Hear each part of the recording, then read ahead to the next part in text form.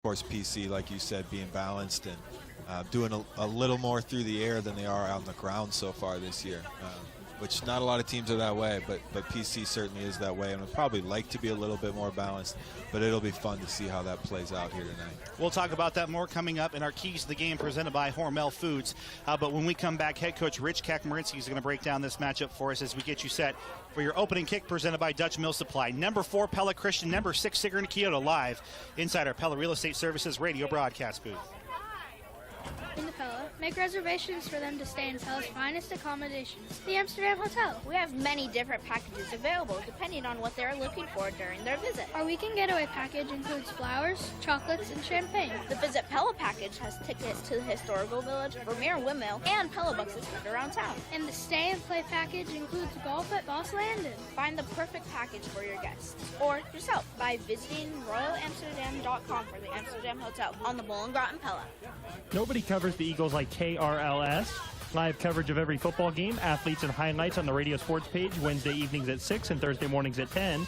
The KRLS Radio Coaches Corner every Saturday morning at 9.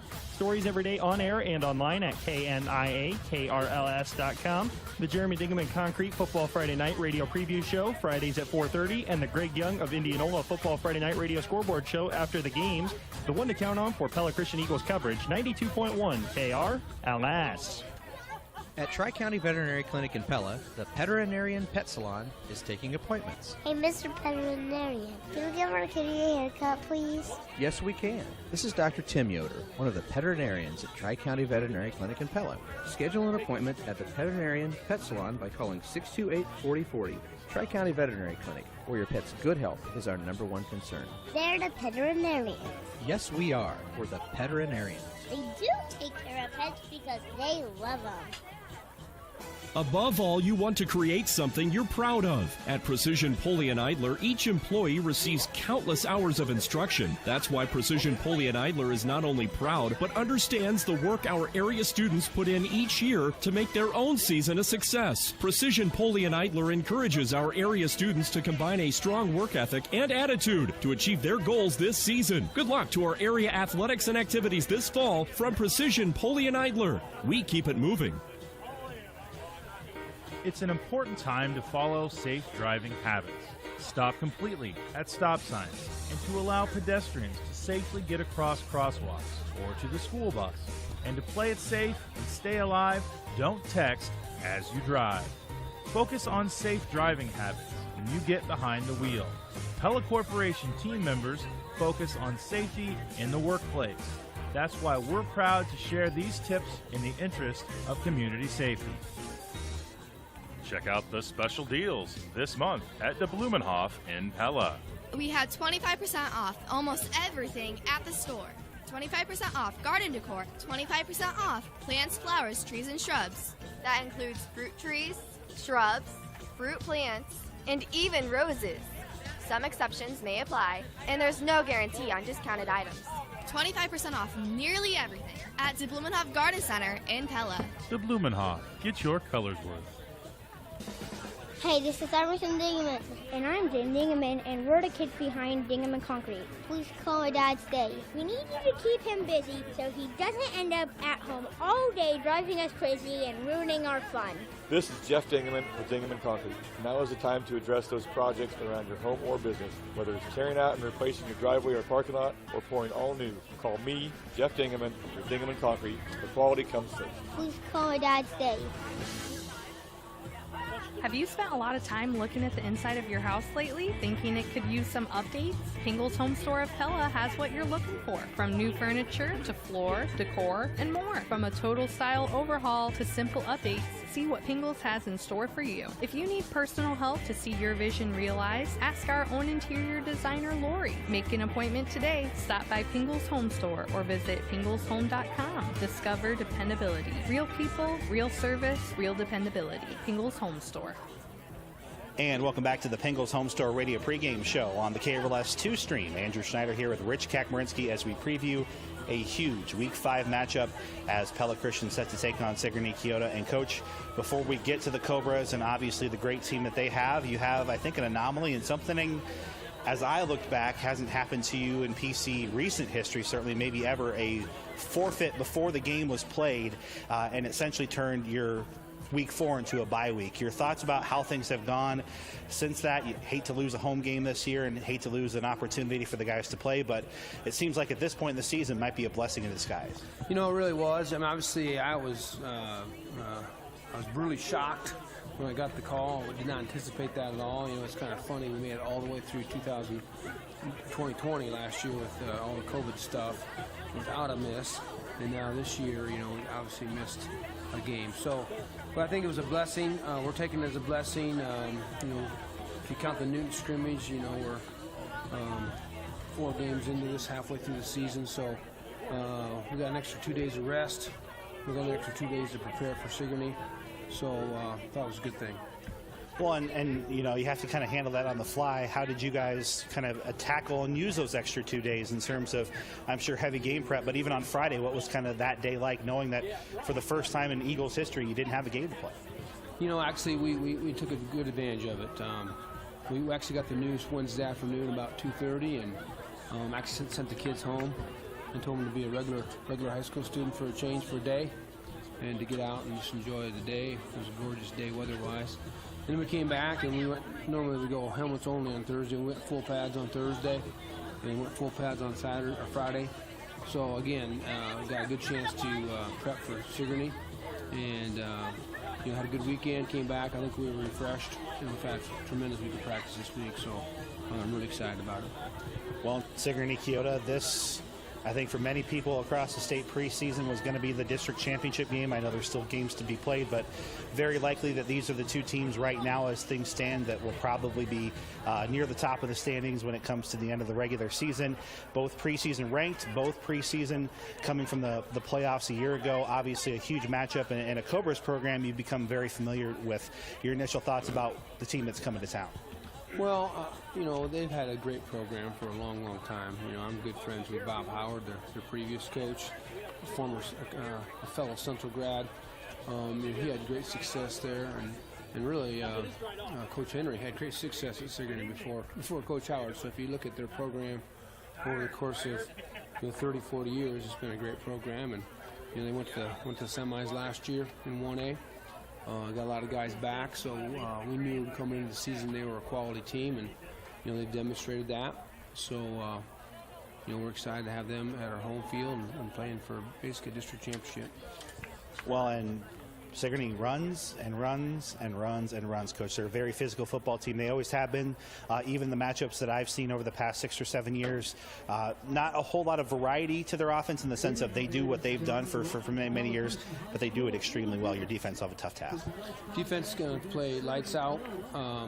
You know, I do think, you know, we have learned how to defend the single wing over the years. To go back to the last 2 times we played them, which was 2017, 2016, I thought we really played well against them. In fact, in 2016, that was a very talented team. Had the Avery Moore kid on it, and we actually shut them out 49-0.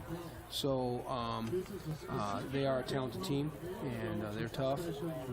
But I think our defense is up to the challenge. I think we're ready to go.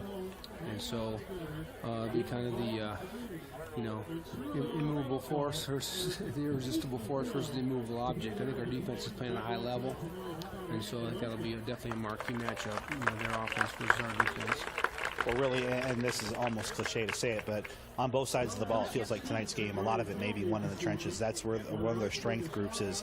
The vast majority of their offensive line from last year's semifinals team is back, and then defensively, they do a lot up front in their front 7. No question about it. The game's going to be won. Well, the game's probably going to be won on turnovers or field position. But you're right. The game's probably going to be won on the line of scrimmage. But I feel good about that. You know, we went into the season this year with our offensive line being a question mark, and I feel like here we're at the halfway mark, or slightly past the halfway mark, and I really feel like our O-line is one of our strengths. I think if you go back to the PCM game, we were able to rush the ball very effectively against a nice PCM defensive unit, and really I thought able to wear them down. So that is going to be one of our strategies again tonight, would be to wear their defensive line down. They got an awful lot of guys going both ways, so we're hoping that our body our offensive line can wear them down and rush the football. Obviously, we have a very talented group of receivers, so we're going to throw the football, so they have to defend that as well. So I think we're. So to your point, really, I think what you're saying is maybe the best defense is a good offense. And I agree with that. We've talked with our line all week long. You know, we need to establish the line of scrimmage. We need to own the football. We need to push guys around. So that'll be a challenge. That's our goal tonight. Well, and offensively for your team, obviously you've had some big flashes in terms of Des Moines Christian with the big game you had there. It took a little bit to get going against Panorama, but you eventually did. Then PCM, great defensive team, and have been, and you were able to do some nice things against them. But it feels like, Coach, you really want that offense to take that next level, and tonight may be the night. To your point, the best defense may be a good offense, and it might be time for that group, especially with all the talent that you have in that O-line. I'm sure you're waiting for that next step, and when it does click in, probably watch out, right? Well, that's what I'm hoping. I feel like, again, our O-line's starting to gel.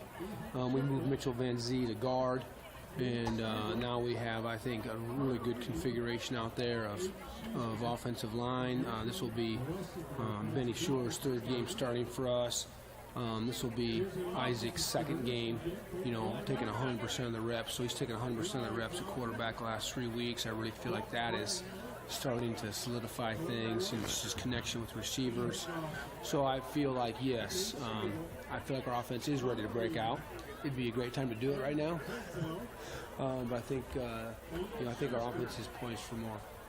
Well, and this is, again, a top 10 matchup. The two teams that preseason were the favorites to compete for the district championship, and right now are clearly the two teams in the head of the pack.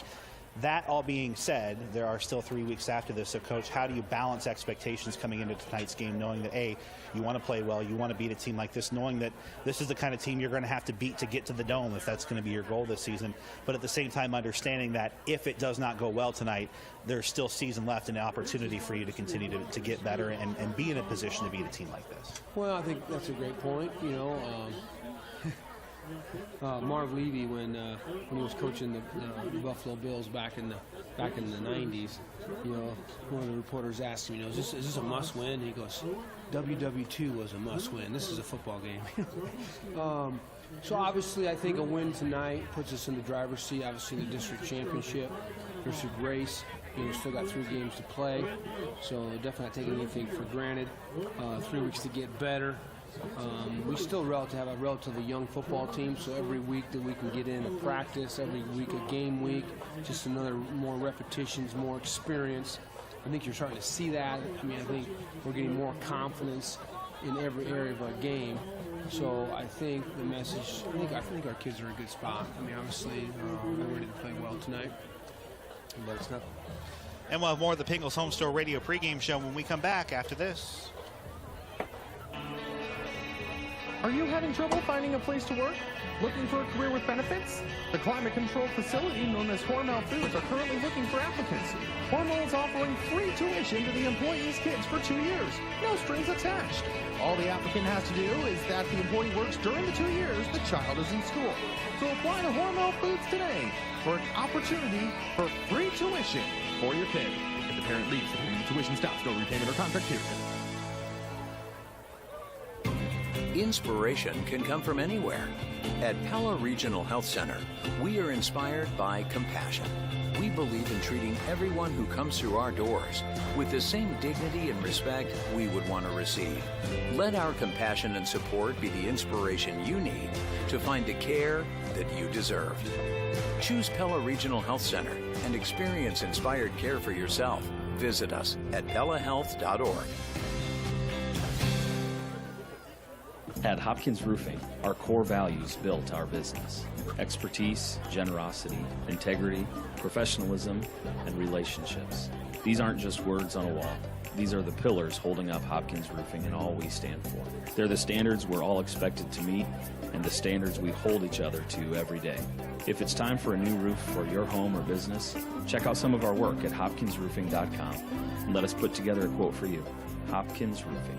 Roofing done for good.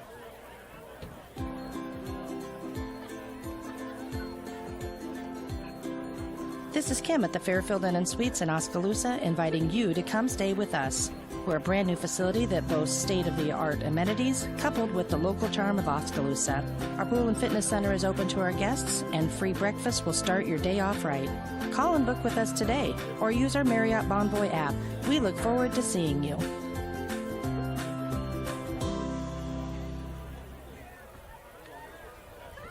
And we're back inside our Pingles Home Store Radio pregame show on 92.1 KRLS. Andrew Schneider and JD Bohr coming to you from Eagle Lane for this top 10 showdown between Pella Christian and Sigourney Keota. Let's go ahead and take a look at our Hormel Foods radio keys to this game. And we alluded to it a little bit. When oil and water don't mix on the field, oftentimes one thing has to prevail and one thing will come up on top. Pella Christian, I think, wants to establish a bit of a run game, keep Sigourney Keota off balance, but anytime you play a team like this, and we saw the recipe against Van Meter a year ago in the playoffs, to give yourself a chance, I think you've got to either maintain a tie game for a long time or, more importantly, give yourself a lead early so they can't establish themselves. Yeah, getting off to a hot start for either team is going to be really important to kind of establish themselves in a game that I think a lot of people are expecting to be a close game, so it'll be interesting to see how that goes. And there's two other things that I'm looking at, and I think it relates to what you said about how this game starts. First being the turnover battle. You know, that's something that when you look at the Eagles, they've done a great job of forcing turnovers, but they've also given probably more than they'd like back to the defense. So that's something that Pella Christian is going to have to clean up, and I'm sure Sigourney is aware of as well in terms of how can they take care of the ball and take some away from the Eagles. Well, you mentioned turnovers, and Coach Kakkonen's interview kind of laughed after I said line of scrimmage may be the key, because turnovers in a game like this probably do make a difference. But I would argue that Pella Christian, if they fall behind, do have a few more tools in the chest. That's why if they can get ahead, JD, Sigourney Keota's attempted 20 passes. If it's a 14-21-0, you know, in the first half, you get a turnover into points or whatever, and you go into the second half down by 3 scores, it's a hard pill to swallow to say, okay, we're going to turn around and hand it off another 20 times. Yeah, you know, and that's obviously a situation that Sigourney hasn't been in. You know, they've been a team that's been pretty dominant these past few years. So if you're a Pella Christian, you'd love to get them in that spot. I anticipate a high-scoring game. You know, I don't think we'll get into that spot where one team will take over, but gosh, you just never know when you get into these games. Well, and this is, I think, a potential opportunity for the Eagles. It will not end their season if they lose tonight, so let's put that out there. But the potential is there, JD, for them to establish themselves as one of the teams to beat in Class 1A. If they can knock off their primary district foe, who has half of their team, if not more, back from a state tournament dome team run, I think the Eagles can put themselves on the map. If they lose, season's not over. It's going to be a little more adversity with a couple more road games in the playoffs, but boy, this is a huge one if the Eagles want to say, hey, we're one of those top 4 teams. Yeah, no doubt about it. I mean, I think you're looking at it going, okay, which one of these teams is really going to establish themselves as the favorite in this district? You know, and as the favorite in this district, you're talking about yourself as, you know, both of these teams are ranked in the top 10, right, and really establishing that across the state as well. So I think it has big ramifications in terms of how you feel about your team, but obviously it is still early in the season. Let's take a look at those Hormel Foods radio keys to the game. Looking for a key to your new career, visit hormeljob.com. Our Marion County Bank radio scoreboard takes us all over South Central Iowa tonight. The Dutch have a big one as they open district play at number 10 Newton. Trevor and Randy with a call on 92.1 KRLS. Knoxville at homecoming on the Knoxville High School Activities Channel on 95.3 KNIA with Derek and Turner. Panthers versus Panthers as Creston comes to town at 3-1. Pella Christian, Sigourney Keota, as we mentioned right here on KRLS 2. We're also on the Pella Christian High School YouTube channel. Thanks to Frank and Company for all they do to get that up and running each and every week. Indianola in what will maybe be the most lopsided game in the entire state. If not, it'll be obviously close. Indianola number 2 in 4A. Perry may be one of the worst teams in 11-player football, period. That's on 94.3 KNIA. I'm really selling it for our Indianola fans, but we want you here listening to what we think could be the game of the week as the Eagles take the field. And they are fired up. As you can imagine, this crowd 2 weeks away from America's game. And an excited crowd in front of us at that. Also, Norwalk at Boone. That has a chance to be rather lopsided over on KNIA 3 with John and Dawson Livingston tonight. And then PCM versus Albia. Alex Cook and Jeff Lindsay, 1-3. Surprisingly, 1-3 PCM. They're going to look to pick up the pieces in district play starting tonight. That's your Marion County Bank radio scoreboard, where they're serving you and building community across the Red Rock area with their locations in Pella, Knoxville, and Melcher, Dallas. And we'll have more of the Pingles Home Store radio pregame show when we come back after this. When the moment arises and it's time for a new roof, think Randall Roofing. This is Randy Jarzombek, owner of Randall Roofing, and we are the dependable and reliable leader for your home or business shingle roofing needs in Pella and the surrounding areas. Randall Roofing is proud to sponsor the Raise the Roof moment of the game and support our local teams. When it's time for a new roof, think Randall Roofing. Find us on Facebook or visit randallroofs.com. Thinking new roof? Think Randall Roofing. Quality products and the knowledge to help you make the best decisions. That's Mike Blom with Cabinet Design of Pella and Wood Harbor Cabinetry, who helped Vicki Hirama with her bathroom remodel. I found a wooden countertop that was beautiful. He told me how that stains easy and the water on it, it might start looking not as nice. And he showed me the countertop options in his showroom. I found a beautiful choice that I think I actually love better. Hi, I'm Mike Blom, the Cabinet Guy. Cabinet Design of Pella, where we expand and enhance your ideas beyond your expectations. Hi, this is Brett Staten with Pella Real Estate Services. I recently helped someone sell their house in Monroe for $149,000. Compared to a typical 6% commission, using our Prez Listing Advantage, they saved $1,470. When it's time to sell your property, call 628-1BUY and use the Prez Listing Advantage at Pella Real Estate Services. Marion County Bank salutes the farmers and their families in Marion and surrounding counties. Hi, I'm Chris Addock, ag lender at Marion County Bank. We know that for today's farmers to be successful, it takes more than just hard work and dedication. It takes a commitment. At Marion County Bank, we're committed to our area farmer success too. As our area's leading ag bank, we invite you to visit with one of our ag loan officers at our Pella or Knoxville office for all your ag lending needs, concerns, and opportunities. We have the experience and expertise to help with your farming operation. Marion County Bank, serving you, building community. Member FDIC. Rain, hail, and high winds. Marion County and all of South Central Iowa has felt Mother Nature do her thing lately. But how do you know if your roof has sustained any hail or wind damage? Check with a roofing professional, Mid-Iowa Painters and Construction. They'll inspect your roof free of charge, and if you have damage, they'll give you a free estimate and let you know what it's going to cost. And did you know most damage to your roof from hail and wind is covered under insurance? Call Jamie Holmes at Mid-Iowa Painters and Construction today. Call 641-891-7079. Mid-Iowa Painters and Construction, the roofing pros. At Bruxford's, we're here to make your house your home. What you put inside your house can help make the difference between whether you enjoy spending time there or not. We'll help you turn your house into a functional, warm, welcoming, lived-in home. Stop in and visit with any member of our team about appliances, furniture, bedding, floor covering, window treatments, and accessories to make your house your home at Bruxford's Comfort Studio in Oskaloosa and Bruxford's Home Center in Pella.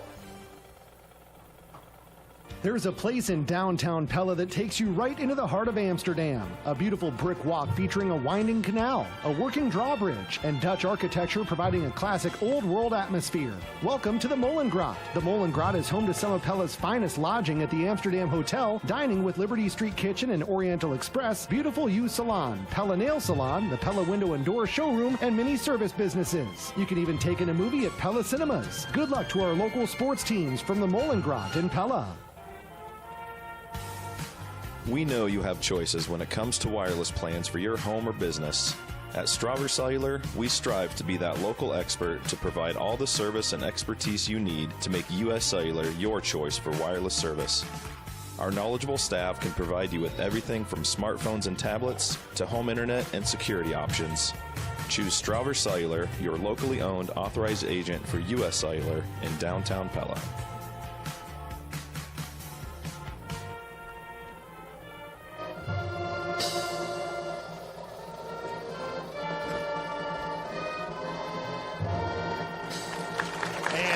Pella Christian Marching Eagles bring us into the end of our Pingles Home Store Radio pregame show. Real people, real service, real dependability. Pingles Home Store, 911 Broadway Street in downtown Pella. Your game time temperature is presented by Van Haften Plumbing and Heating, and it cooled off quite a bit. 61 degrees is our opening kick temperature here, and we can feel it. There's a crosswind, JD. We're nice and warm up here in the broadcast booth, but definitely a little more autumn-like air for our Week 5 matchup. Yeah, feels good, football weather. Indeed it does. Your game time temperature is presented by Van Haften Plumbing and Heating. They're your local heating and cooling experts. You'll rest easy when you pick up the phone and hear Van Haften. Andrew Schneider and J.D. Bohr. Let's go ahead and briefly take a look at your starting lineups presented by Miniga Pest Control. Cade Mullinex, the running back, leading things off for Sigourney Kyoto, wearing number 10. Colton Clarahan, that senior, another running back, wearing number 19. He's also the quarterback, I should say. The receivers are number 14, Levi Crawford, and number 32, Ethan Shiflett. And then the offensive line includes Aiden Schuster, Anthony Westendorf, Zach Smithart, Jackson Draws, and Evan Vidito for Sigourney Kyoto. For the Eagles on offense, it's their standard fare. Quarterback, number 3, Isaac Kakmarinsky. The running back, number 31, Benny Schurz. The receiving trio of seniors, Bennett Sprunk, Eric Mulder, Drew Geetings, Trevor Veenstra at H-back.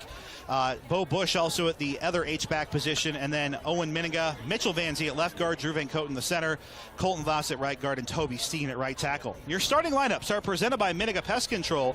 Sean and his team want to kill your bugs. Call 628-3198. Miniga Pest Control. Well, and he might be able to hear me, but Larry Hessing is in the house here tonight, our former color commentator, and obviously the guy who you took over from. It's good to see Larry. Haven't seen him in about a year's time since he filled in for you a couple times so you could go up to Northwest Iowa. So always a treat to see some of the great Hall of Famers. I know Jerry Nichols here too. You're just one of 4 of those guys, so, you know, no pressure or anything, JD, right? That's right. It's a small group. A small but great group of coaches that we've had here in Eagles history. This, again, is your opening kick presented by Dutch Mill Supply. In just a few moments, you are listening to Pella Christian Football, powered by Bank Iowa, on the KRLS 2 stream at KNIA-KRLS.com. Bank Iowa is a proud supporter of Pella Christian Athletics. They're donating $20 to the Booster Club for every touchdown during every home game this season. Go Eagles from your friends at Bank Iowa. JD, a final thought before we get this ball in the air and what should be a very, very good Class 1A matchup here tonight. Yeah, I mean, I'm just really excited about this. You know, you get into the early season games, and those are fun, right? The anticipation of a big-time, you know, our football being back. But this is just a great atmosphere right now, you know, and obviously my first year here was a COVID year, and it was just kind of a funny year. And, you know, this feels good to be here at Eagle Stadium, and the place is packed, and people are really excited for what's about to take place. And I'm just looking forward because I think it's going to be an outstanding game. Well, the Eagles will receive the opening kick presented by Dutch Mill Supply. They're your only locally owned lumberyard and building material supplier. We're live inside our Pella Real Estate Services radio broadcast booth. Class 1A number 4, Pella Christian, taking on number 6, the Cobras of Sigourney Kyoto. Ball is teed up at the 40-yard line. Eagles will move left to right in this first quarter, and we are underway on Eagle Lane. A sidewinder kick is returnable by Bennett Sprunk at the 10. It kind of slow-hopped him. He's up to the 25, and decent starting field position for the Eagles as they're just shy of the 30, 1st and 10. Yeah, you know, so as the Eagles offense takes the field here, you know, you talked about the importance of getting off to a fast start. I thought that was really important. Last time the Eagles were on the field was at PCM, and they marched right down the field, had some big plays that got them going, and really sparked the team early on. And I'm looking forward to seeing how that looks here as the Eagles take the field for the first time. Coach Cack felt like this could be a night where his Eagles take the next step on offense. We'll see how that goes. And off goes to Schurz. He has a big hole up the middle, 35, close to a first down. And a nice open hole over that right side of the line for Benny Schurz. And he will move the sticks. Yeah, we already talked about the importance of the ground game. The Eagles have done a great job of moving the ball with big plays through the air, but just getting chunk yardage, especially on first down right there. Great running from Benny Schurz, and a good job by the line up front. Colton Voss, Toby Steen on that right side of the offensive line. Running back to the right of Cack in the shotgun, 1st and 10, nothing game. This time the Cobras sniff the run attempt out, and there's no gain. Yeah, this time a similar play as they're just giving it to Benny, and he's trying to follow his blocks there on the left, to the left side of the line, but nothing going on there. Good penetration from the Cobras to get in the backfield and make the play. Cade Striegel led a host of Cobras from his defensive line position to make it 2nd and 10. Now a pistol formation, Bo Bush in the formation, along with H-back Trevor Veenstra, that right side of the offensive line. Keeper for Cack has some space right side, and he'll pull his way forward and through a couple of Cobras to be about a yard shy of a first down. Yeah, and now actually Trevor Beaster checks in. It was kind of hard to see. It was actually Austin Manzolan who's playing. Yeah, you're right, number 4. The tight end and basically a sixth lineman. And you've seen the Eagles have some success going to the right side there as they're kind of loading it up and allows them to run in the box. Cobra showing blitz on 3rd and less than a yard. Schurz in motion left side of the formation, and they will swing it out to him left side. It's actually a run play statistically, and it was a throw behind the line of scrimmage and needed a yard. He got it. Wasn't the prettiest play, when you go to the air, or I guess it really wasn't the air, but when you go to a swing pass like that, you're kind of thinking maybe you can break one loose for a big gain. That wasn't, but it moves the chains just as well. A couple first downs, a good-looking start here for the Eagles offense. 0-0 ball game, 10:21 remaining first quarter. Eagles in Cobra's territory by a half yard. 2 on the right side of the formation again, receiver-wise. Handoff goes to Schurz, and he'll cut it back that way. Sheds a couple of tackles before lunging ahead to the 43. Back to the left side of the line there. Benny does a really nice job. He's not the biggest back, but he's only a sophomore, but he's slippery. He finds his holes. He does a good job of keeping his head up and gets 6-7 yards when there's probably only about 2 or 3 yards blocked that time. 2 receivers each side of the formation for CAC, more traditional spread set. Line is bunched up again. Here's pressure. Far side caught by Trevor Veenstra, and he'll lunge ahead, and he's close to a first down. And I think they'll give it to him at the 39-yard line. They'll be awfully close, and we'll see if they measure. They are going to measure. It's very close, so give him 2.5. Doesn't go on the stat sheet that way. But Sigourney Kyoto right now is loading up the box, JD. They've got 6 guys on the line. Pella Christian had 4 receivers. Someone was going to be open. And they only gave up 3 yards, but it was 2nd and 3. Yeah, I'm a little surprised to see that they're, they really don't have deep safeties behind the receivers. They're playing man coverage, and it looks like they're just willing to stick with man coverage. And I'm sure the Eagles are aware of that. And at some point, they're going to take their shot. But I think they like their ability right now to keep the chains moving with these short gains. Here comes the big set with Bo Bush and Van Zulen onto the field. And they've got 2 plays, JD, to get less than a yard. Now, PC doesn't do anything under center, so that's going to complicate things, I think, a little bit. But it's 3rd and 1, second third down try of this series. Clock will resume when the chains are off the field. And they're going to move the ball actually to the line to make sure he's short. This is so funny because you never see this in college football or the NFL anymore, because those refs just make the call before they spot the ball. Yeah. Whether it's a first down or short, they kind of anticipate that. This time the ref, rightfully so, he can do his own thing, but he spots it exactly where he thought it landed, and it must just be about an inch or 2 short. Power football perhaps versus power football here. Schurz will slip right side of the formation here for Isaac Kakmarinsky. And he will get a whole lot more on 3rd down inside the 30 to the 28-yard line. And the officials are going to say he fumbled it. Oh, my goodness. So a gain of 11. No first down on the play. And the first giveaway. And now the officials are discussing. I don't know if they've made a call yet. Wow. Yeah. Well, only Frank can see the replay off to our left and be able to confirm that over on the Pella Christian High School YouTube channel. But it is a turnover. Eagles are moving the ball at will. Yeah. And it's not a 3rd down conversion either. It's a turnover. 1st and 10, Cobras at their own 30-yard line. Scoreless here in the first quarter. 9:24 remaining. Pella Christian, Sigourney Kyoto in this district 2nd round game. And here comes the run heavy Cobras. Eagles have 5 down defensive linemen. There's not a receiver in the formation, and the single wing is sniffed out beautifully in a loss on the play.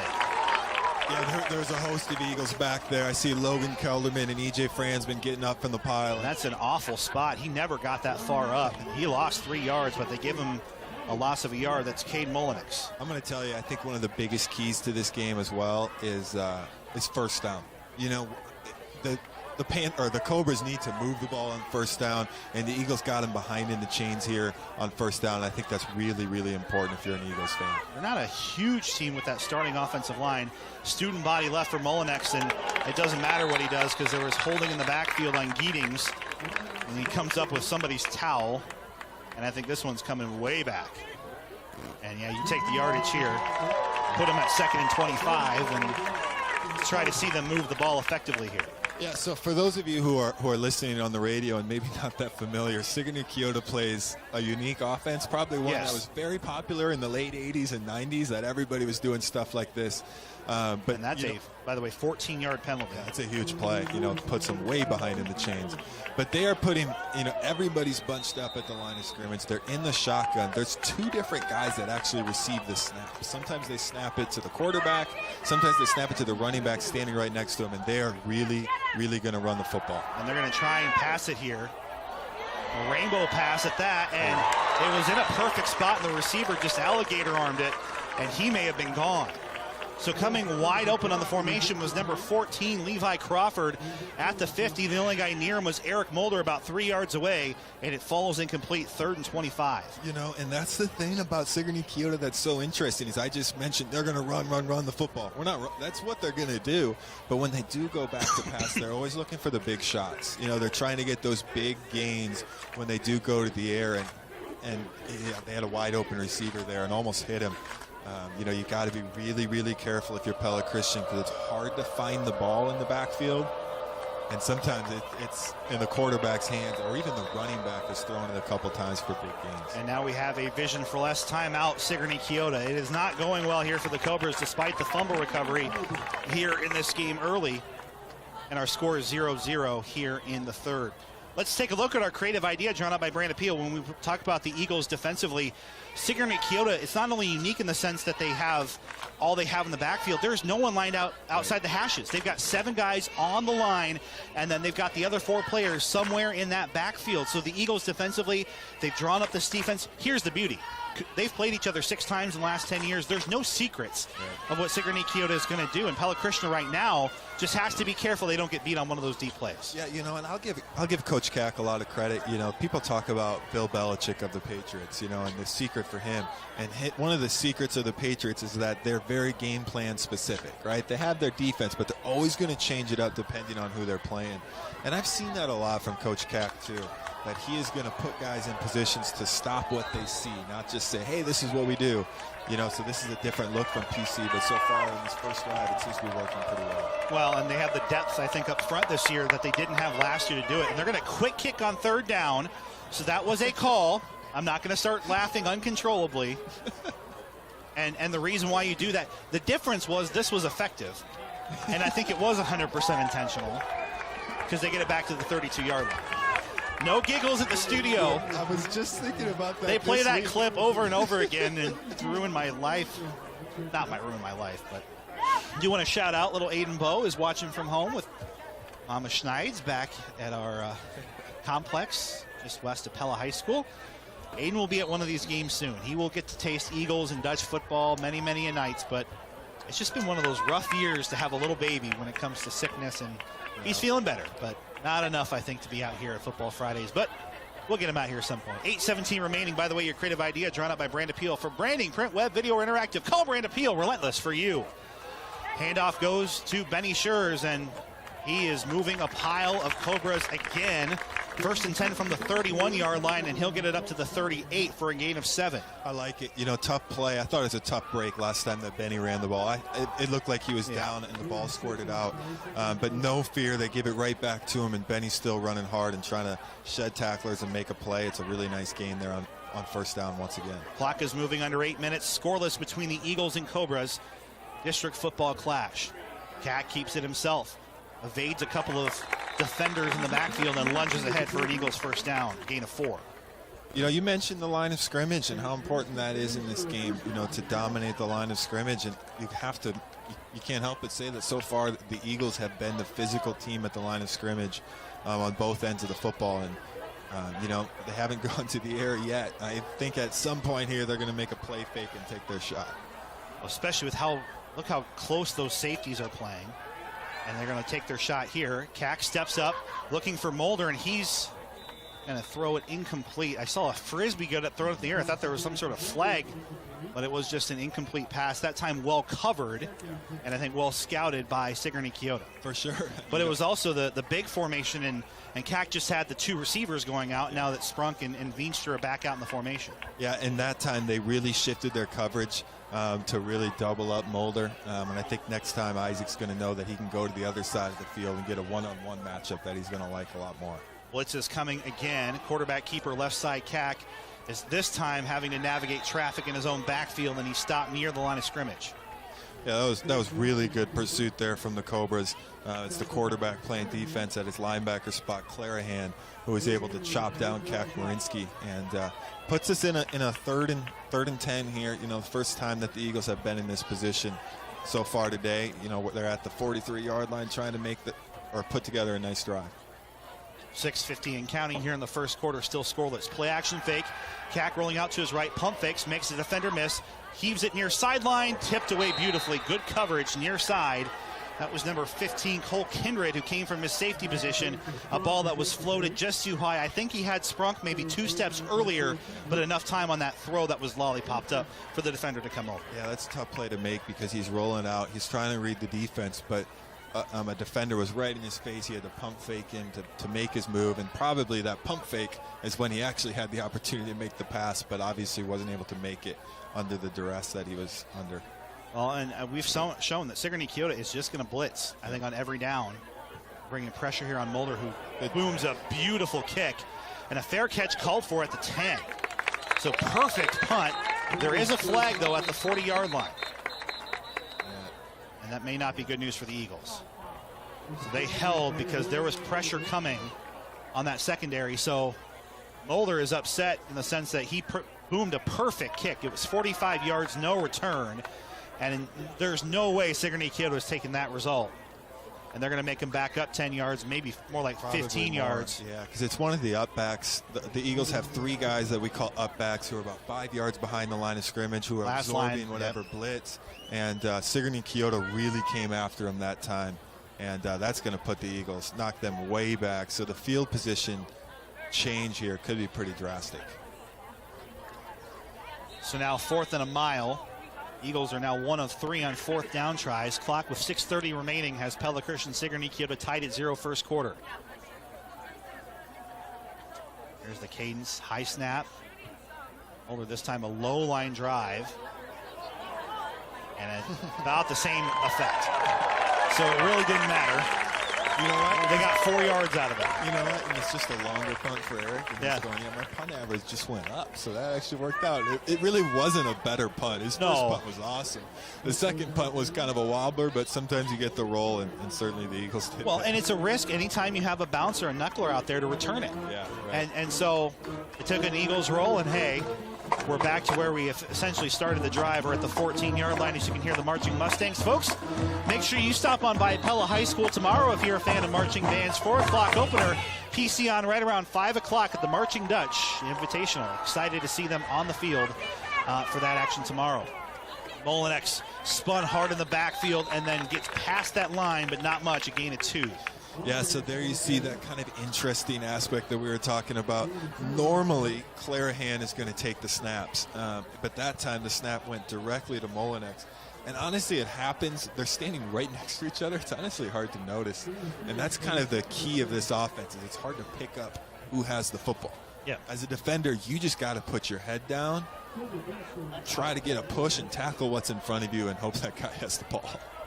The Eagles have Ritzert now on the field as a second safety. They switched out a linebacker, I think, for some extra speed in case this happens here. Molinex direct snap, gets to that second level. That time a good blocking scheme by the left side of the Cobras offensive line.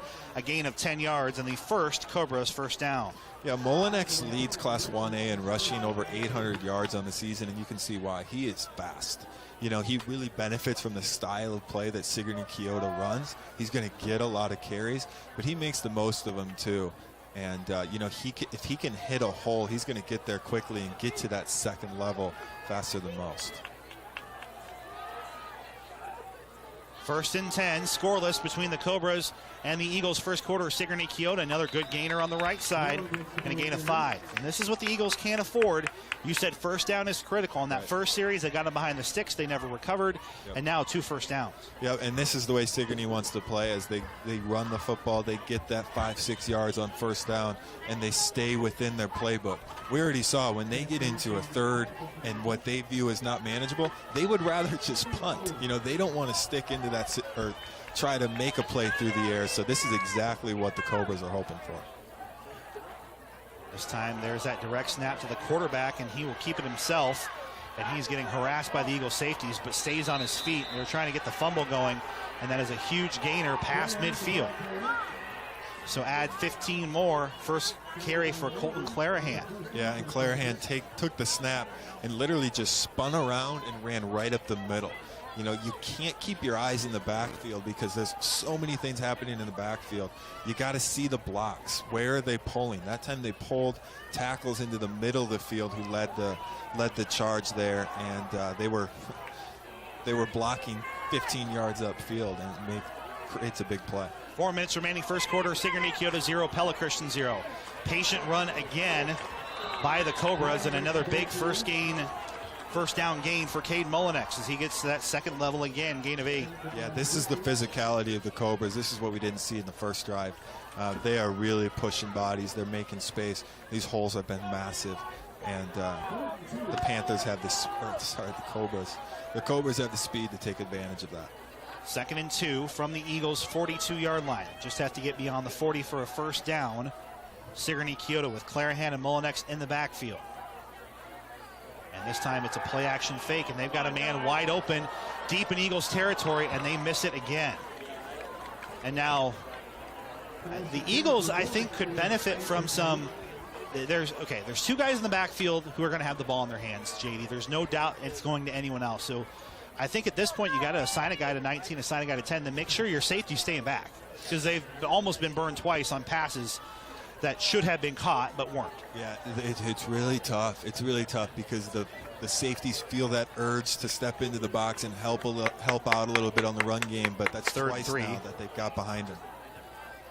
And direct snap, Callahan, and he is stuck just behind the line to gain. He gets 1.5 yards. He needed 2. Yeah, Joe Deal was in the backfield and just about made the play behind the line of scrimmage, but he was able to slow him up just enough to help his teammates get there, make the tackle. And these are big plays right here. 4th and 2. The Eagles are going to try to get the crowd into it here a little bit. These are plays that are going to determine the outcome of this game. 2:57 remaining here in the first quarter. Sigourney Kyoto at the Eagles' 41-yard line, 4th and 2.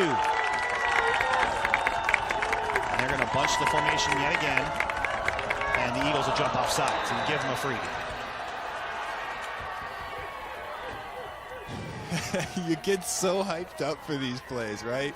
I'm just talking about, I'm getting hyped up myself, right? It's like, this is a big play, 4th and 2, and you just can't wait to get that push off the line of scrimmage. And there's 2 different Eagles on the left side who jumped across the line of scrimmage, and that's the discipline there from the Cobras, and that's why you win a lot of football games, because you got a disciplined team. And that showed right there on a 4th and 2 to get him to jump off. The Eagles have made the 2 mistakes so far in this game that have kept Sigourney Kyoto alive. The Eagles were driving, in case you missed it, presented by the veterinarians at Tri-County Veterinary Clinic in Pella, but then called on the field a fumble, and it was a turnover that ultimately prevented the Eagles from being able to score, and then that penalty right there. So obviously tough, and that's in case you missed it. They're the veterinarians at Tri-County Veterinary Clinic in Pella. 2nd and 6. That was Mullinex, I believe, on the carry. 6 carries, 30 yards, 2:04 remaining, scoreless here in the first quarter. Pella Christian on their heels a bit here defensively on this long drive. 9 plays already, including the penalty. Mullinex direct snap, has some space left side and more. Spins through 1 tackle before he's brought down to the 25 by Isaac Kakmarinsky. Give him 10 more. Yep, and this is exactly like we said. This is what the Cobras want to do. This is how they draw it up right here. They get good chunk yardage on first down, puts them in a position to make a play on second down, and their mindset is, man, we don't want to be in third down. Let's just have a couple 5-6 yard gains, and that's exactly what they're doing, moving the ball right down the field. But if you're the Eagles, you got to have that bend but don't break mentality. So you've gotten a big drive, but they got to find a way to get a stop. First and 10 at the Eagles' 25-yard line. It's a fake on the left side, a reverse, and the Eagles sniff it out nicely. Molinex handed it off to the cutting across Levi Crawford, and he'll just get 2. Yeah, there's certainly some creative aspects to this offense. That time it's Molinex, who again is not under center. He is right next to the quarterback, took the direct snap, hands it off to the receiver in motion, who ends up coming the other way. So there's a lot of action going on in the backfield. But obviously it's something that the Cobras are really comfortable with. They know where the ball's going. The Eagles don't. But that time it's just stuff for a 1-yard gain. 2nd and 9. Bunch formation, Molinex direct snap, and he is met by a host of Eagles in the backfield. No gain on the play. Yeah, man, that's just what you need if you're the Eagles. I think it was Drew Geedings who got there in the backfield and made that big play to put him back behind in the chains. And now it's when it gets interesting, right? Because it's 3rd and 8 for the Cobras, and they got to figure out what they're going to do. It seems like the Eagles are going to figure out what they're going to do with 31 seconds remaining. And that is a Vision for Less timeout, improving lives by helping people see better. If poor visibility is causing you to miss things, take a timeout and visit Vision for Less in Pella and get back in the game. We haven't had any updates yet on our Marion County Bank Radio scoreboard, so it must be quiet over with Pleasantville. They're the only other, in fact, we're the only kickoff going on right now, so never mind. That's why we're quiet. We have had no should be that way. Stryver Cellular instant radio updates to this point. We'll have some coming up soon. A big 3rd down. This is the 4th 3rd down of the game, 3rd of this series, JD.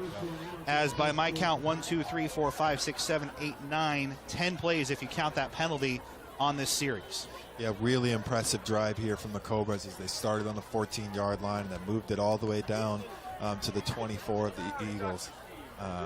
But you know what matters in this football game, right? It's the score. You got to put points on the board, you know? So the Eagles got to buckle up here and make a play. They've got 2 downs to stop them from getting 8 yards. Yeah, and I think this timeout's probably called because they're a little bit nervous about the Cobras going to the air. They've kind of darted a couple bullets there to make sure that they got everything covered here and to be able to make a good play on 3rd down. 3rd and 8, scoreless between the Eagles and Cobras. Sigourney Kyoto at the Eagles' 23-yard line. Molinex has some space right side, pushes ahead inside the 50 or 20 to the 19-yard line, so it sets up 4th and short, and a decision here for the Savage Cobras. Gain of 7 makes it 3rd, or I guess less generous spot than previously thought. They are inside the Raceway Tire and Exhaust red zone, but it is 4th and 4. Yeah, here we go, 4th and 4.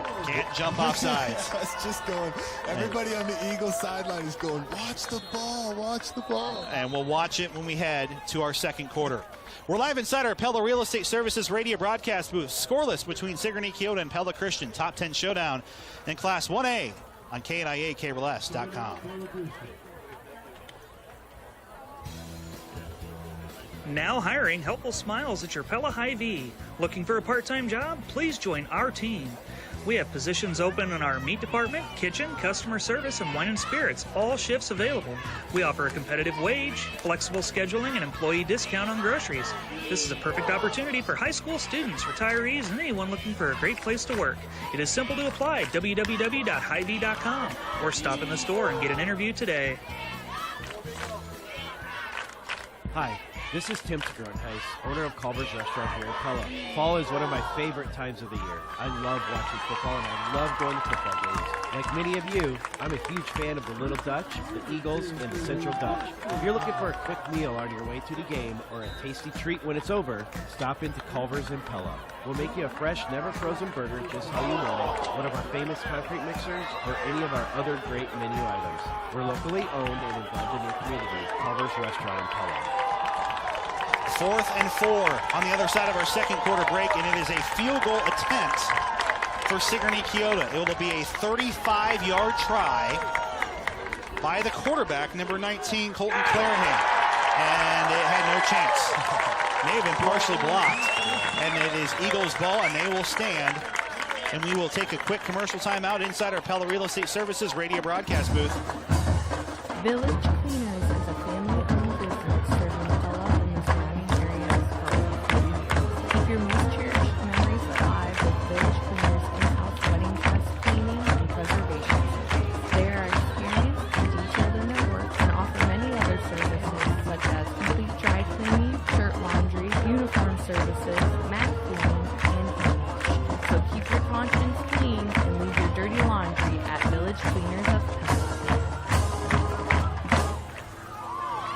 Build big lawns in less time with Toro zero-turn riding mowers. They feature Pro DNA, giving you the same quality cut and reliability as commercial mowers for a professional-looking lawn. And Toro's unique MyRide suspension system keeps you comfortable over the roughest terrain. Visit your local Toro dealer for your time-saving Toro zero-turn mower at Ryder Lawn Equipment, 604 Oskaloosa Street in Pella.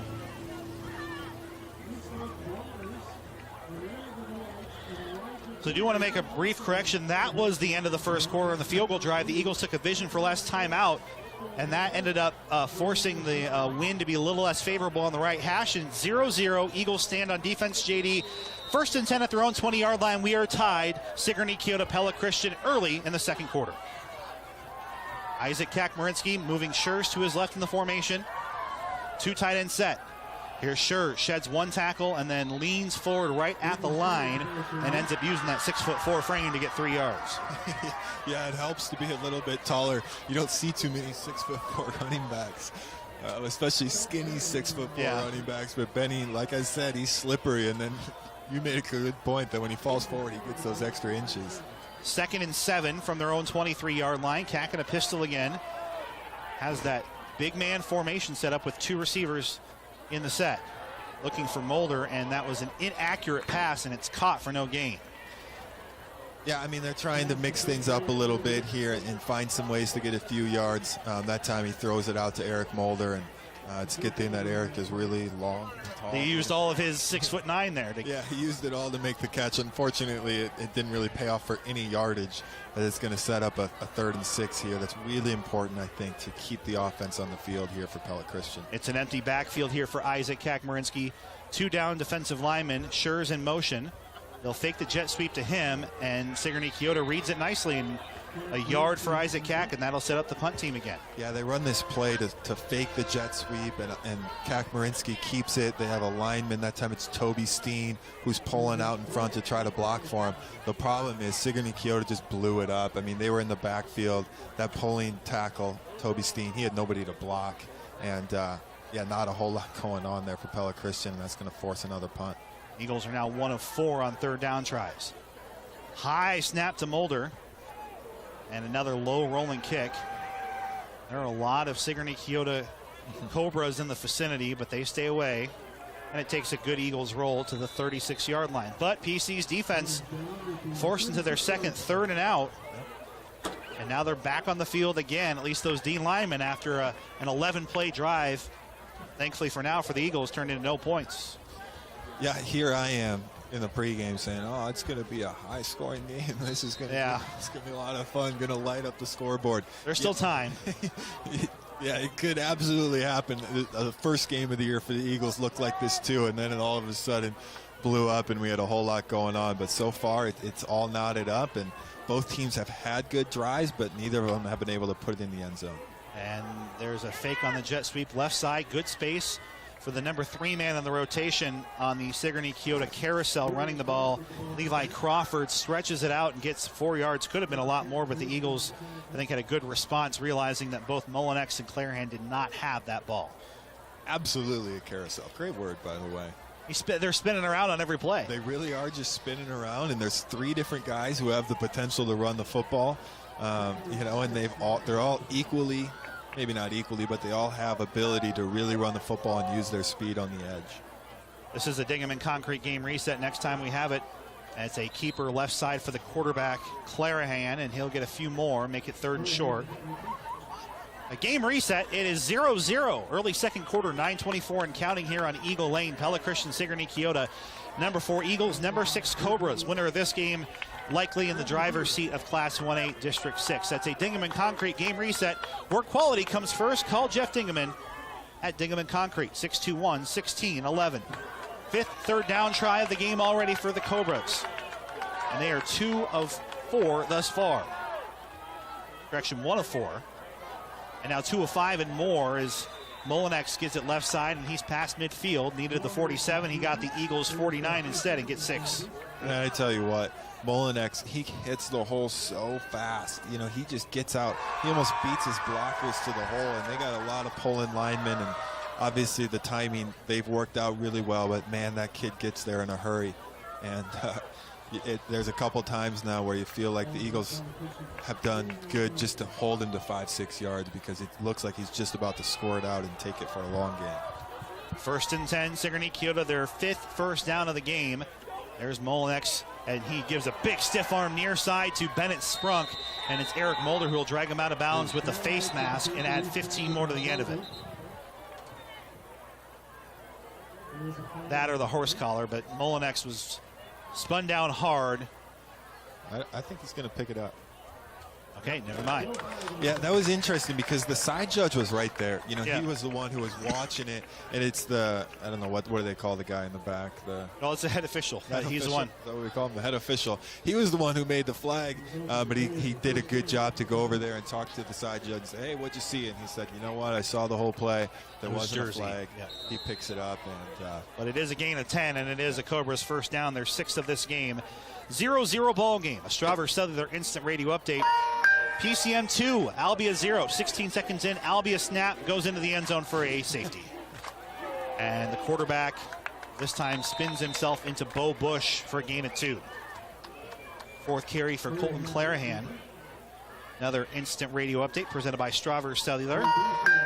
Creston 7, Knoxville 0, 9:39 first quarter. So we just have those 7:30 kicks getting underway on all of our area streams. 92.1 KBLS, Pella at Newton, Indianola versus Perry for their homecoming, Norwalk at Boone, PCM versus Albia on our Marion County Bank radio scoreboard. 2nd and 8, Sigourney Kyoto.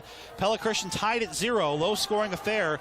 Direct snap, Molenex, he'll spin out of one tackler, and then there's Isaac Kack, and there's no way most running backs are getting away from number 3, and it's another short gain and sets up a little bit more of a favorable 3rd down here, JD, but it is probably 4-down territory. Man, I'm just going to say this. I tell you what, the statisticians from Pella Christian do a really good job. They're getting their money's worth today, because it is truly just a cloud of dust on every play.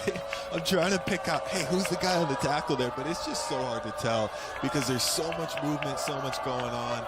And that's really hard for a defense. But you mentioned it, it's a big spot here on 3rd and 6. From the Eagles' 35-yard line. Molenex right side, and he's tripped up just beyond the line by Peyton Ritzert, who went low on him.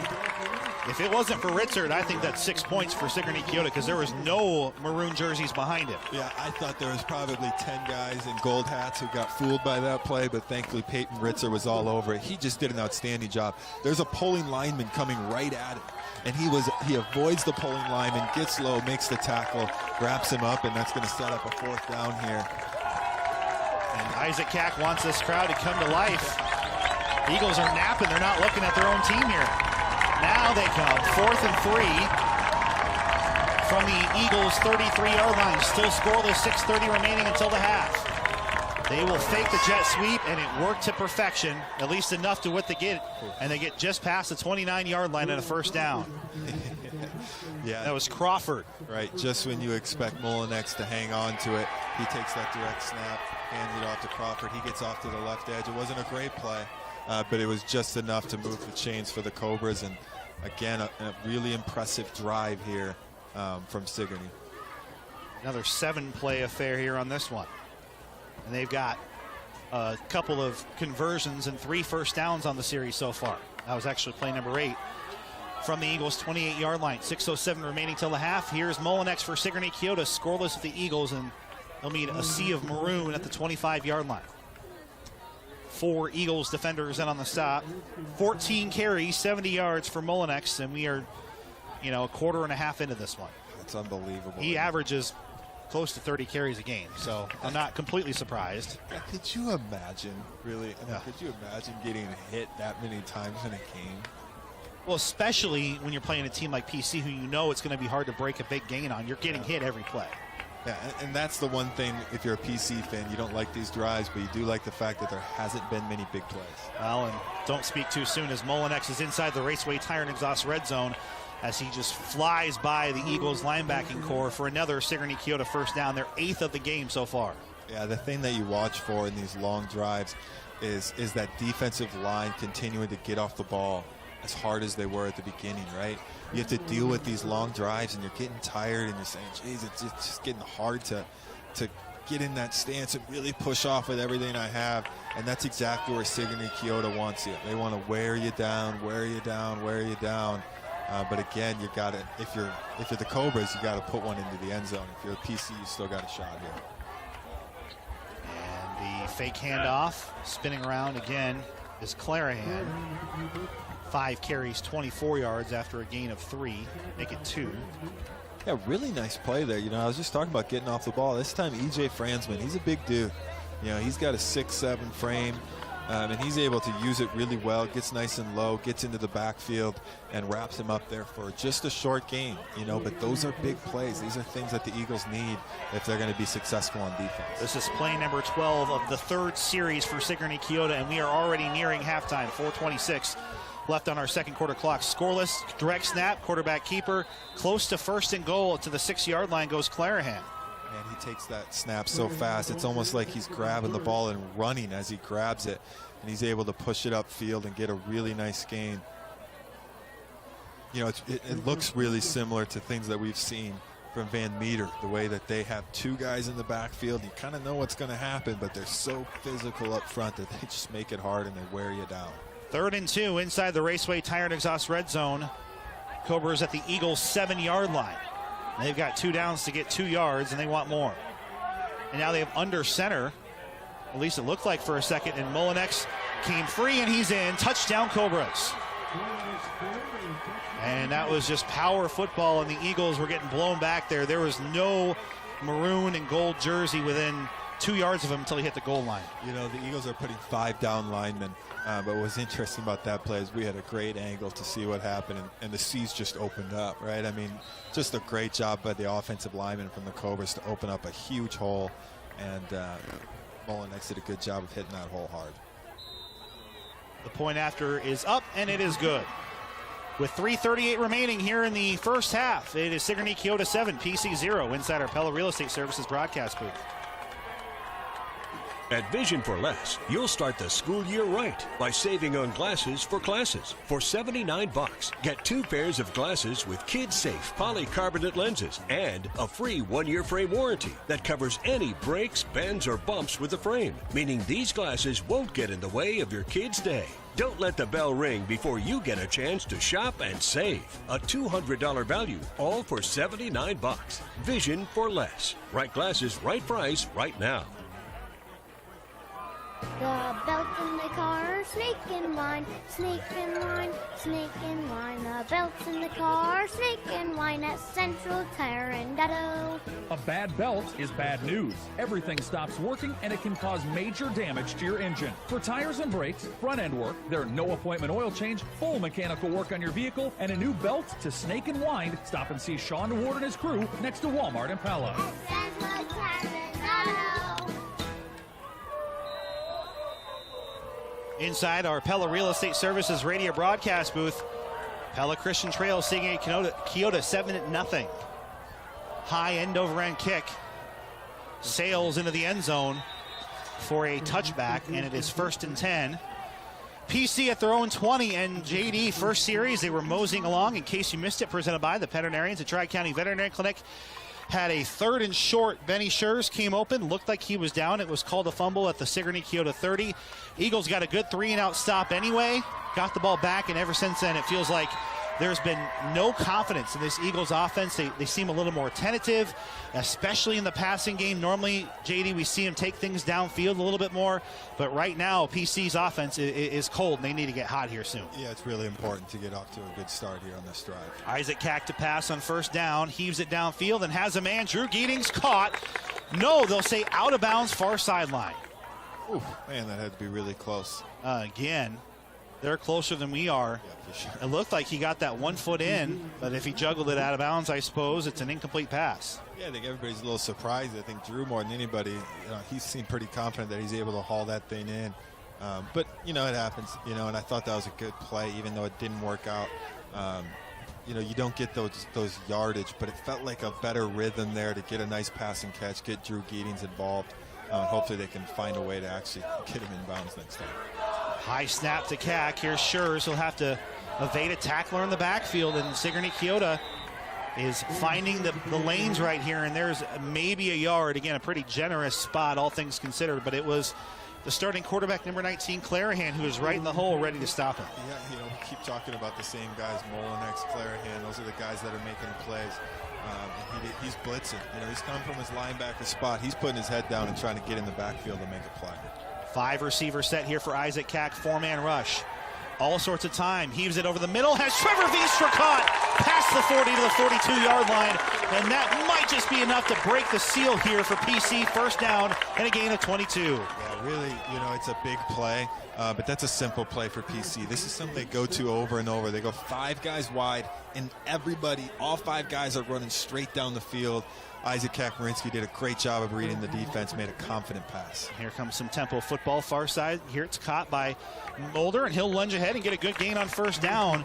That's the play they wanted to run first drive of the last series, but the throw this time was on the spot and a gain of 5. Yeah, it's not a huge play, but again, you're finding rhythm now. You see the Eagles get up to the line quickly. That's what they like to do. They try to create some pace with their offense, and when you can complete passes, that's what's going to happen.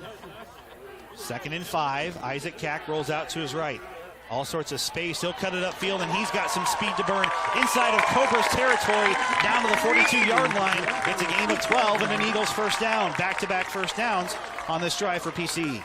Great decision there from Isaac Kack. He had good blocking up front. His receivers just weren't quite open. He could have forced something downfield, but he's got the ability to put the ball down and make a nice play. Eagles are trying to get the hard count here going on 1st and 10 with 2:02 remaining until the half. And Sigourney Kyoto does receive the opening half kickoff. Far side, there's Mulder, bread and butter play. Caught, stiff arm, gets him extra space. He tiptoes down the sidelines before he's knocked out of bounds inside the 25-yard line. Eric Mulder, a man among boys, and it's a first down Eagles. Yeah, that's a fun play right there. You're just tossing it out, a quick little hitch for Mulder, but he's so long, not only long legs, he's got long arms. That stiff arm is pretty tough as he's able to fight his way down the sideline, and really good momentum here from the Eagles. Got to find a way to put 6 on the board. Gain of 16. Here is Benny Schurz, and not a bad first down play, a gain of 3. Which has been better than some of their first down plays on the last series. You want more than 3 more often than JD, but 2nd and 7 is pretty manageable. And you know what? I think they're going to take their shot here. I think you feel like you found a way to move the ball a little bit with some short passes, and now it's time to take a shot over the top. Kack under some duress, rolls out to his right, and he takes it towards the end zone. Has been sprung, and it's caught! 6 for the Eagles, touchdown Pella Christian, 23 yards, and a startling jumping catch in the back of the end zone. There it is. What a great throw there. That time, I thought Isaac probably could have tucked it and ran, but instead he said, you know what, I'm going to throw it up over top of the defense, see if Bennett Sprunk can run under it, and a really nice job by Bennett to go high point that ball, to haul that thing in the back of the end zone, and that's what the Eagles needed there. Awesome drive. And at 21 remaining, Fancher for the PAT. It is up, and it is good. We are knotted up 7-all with 1:21 remaining till the half inside our Pella Real Estate Services radio broadcast booth. When is the best time to protect your investments? Anytime. This is John Hill at Let It Shine Detail. A single application of either DuraSlip or Flight Shield ceramic coating is the best option to protect your vehicles for years of durability and are only available at Let It Shine Detail. Ceramic coatings offer increased resale value, reduced maintenance, rock chip and scratch resistance, reduced oxidization, and added luster. And they come with warranties and a Carfax certification. Remember, for rolls, floats, or flies, I'm your guy at Let It Shine Detail. Stop by in the alley at 313 Franklin Street in Pella to schedule your appointment. Folding a fitted sheet, programming the thermostat, matching your socks. Why are simple things sometimes so complicated? Thankfully, with an auto owner's insurance independent agent, getting the right coverage for your home doesn't have to be one of them. So you can get back to more important things, like finding that missing sock. That's simple human sense. Ask me, Lance Klein, at the Verduff Agency in Pella. Auto owners make sense for you. JD, we have to wonder if the Eagles may have a little more tempo the rest of this game. We shall see. We're knotted up at 7 after Sigourney Kyoto took 23 plays in the last quarter plus to score 1 touchdown. The Eagles fly down the field in 7 plays, 80 yards, and they did so with the high-powered offense that we've been accustomed to, and it was tempo, JD. There was no huddles in that one. No huddles and a lot of passing to move the ball down the field. Sigourney Kyoto will just fall on it at the 22-yard line. No risk here on the return. Although he had some room to run, but you don't want to risk a turnover and give the Eagles a chance to take a lead before the half, especially because PC's got a good kicker. And now things change a little bit for the Eagles, right? Because we've been saying, okay, we got to try to make a play in the backfield. We got to get off the line of scrimmage. That's still true, but now you're in a spot with just 1:19 to go. No big plays. The Cobras got 2 timeouts. You're saying, exactly, no big plays. Make sure that you're looking for the deep pass. Make sure that the safeties are back, wrapping guys up to make sure so that nothing huge happens here at the end of the half. And it is Molinex right side, student body right, and he has met in the backfield for a loss. That was, I believe, Isaac Cack, and it was for a loss of 2. That's probably the best hit that we've seen from the Pella Christian defense. Really good pursuit. You love to see your linebackers able to read the play, cover it up, and make that tackle. But now what's hard is that next time he's going to do that student body right and then hand it off, and they're going to head the other way, and all your linebackers are flowing one way. But that's what's tricky here with the Cobras offense. Clock is ticking with 46 seconds remaining. There it is. And there's the jet sweep on the fake. And nothing doing again. Good discipline here for the Eagles. And I feel like even though they've been on the field, that was Colin Vanderwall with the stop, I feel like they've been on the field a lot, JD. But boy, it's amazing what a touchdown can do and how it can kind of just get that adrenaline re-going again. It had been, you know, you had that great first drive and then you didn't have the ball essentially for 15 minutes. And then all of a sudden you got it, you scored. It's new life here for the Eagles heading into halftime. No doubt about it. You know, sometimes sports is just really funny, right? It doesn't make any sense. But momentum is huge, you know, and momentum coming into halftime is really, really important.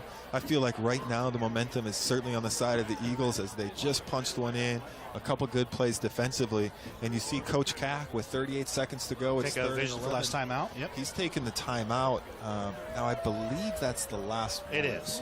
Because they took that one right before the second quarter. So I think the idea here is make them run a play. I think that there would be some time left. Make them try to punt it. You know, the fact is, I think Coach Cack just wants to give his guys a chance to make a play here because he knows. Now they've had 2 guys open deep, JD, but he knows, I think, in theory, that they are not going to try something like that probably.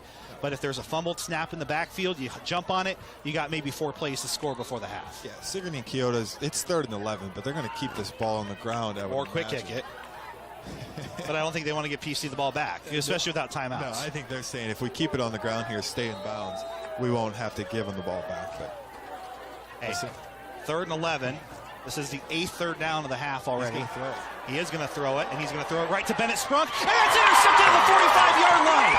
Looking for some blockers, cuts it far sideline to the 35. There's flags everywhere. Bennett should just go down at this point and give the offense a chance. But why, oh why, is Sigourney Kyoto throwing it on 3rd down when they can't throw the ball?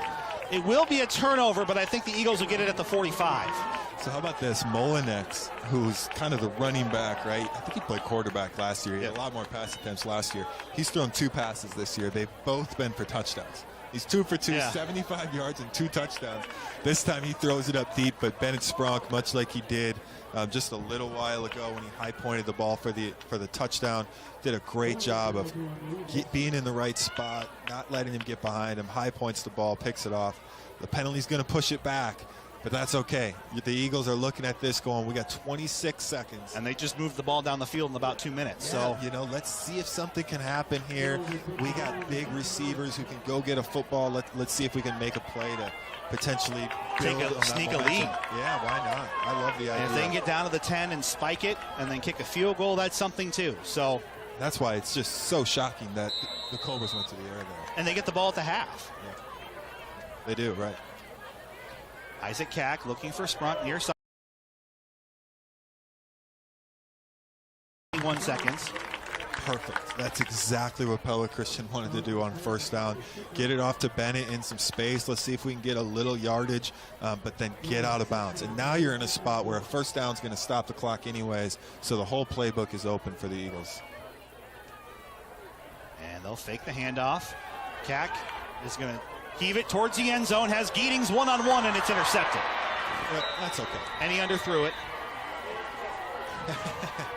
Yeah, Isaac's got hands on his hips. He's a little upset at Well, and he realized, too, that he had nothing but green in front of him, too. I think he looked up and realized once he saw the ball, there was him. I think it was Trevor Veenstra in front of him and one defender between him and the 20. Yeah, he probably could have ran the ball and got 10, 15, maybe 20 yards. But you take the shot, see if your guy can win a jump ball. Yeah, I didn't hate it. I thought, you know what, let's throw it up. It's one-on-one coverage. Drew Geedings can go haul one in, but unfortunately he's on the move, and I felt like he just kind of hesitated a little bit, didn't get enough under the ball, underthrew it, and now it's picked off. And yeah, Sigourney Kyoto is not going to throw the ball here.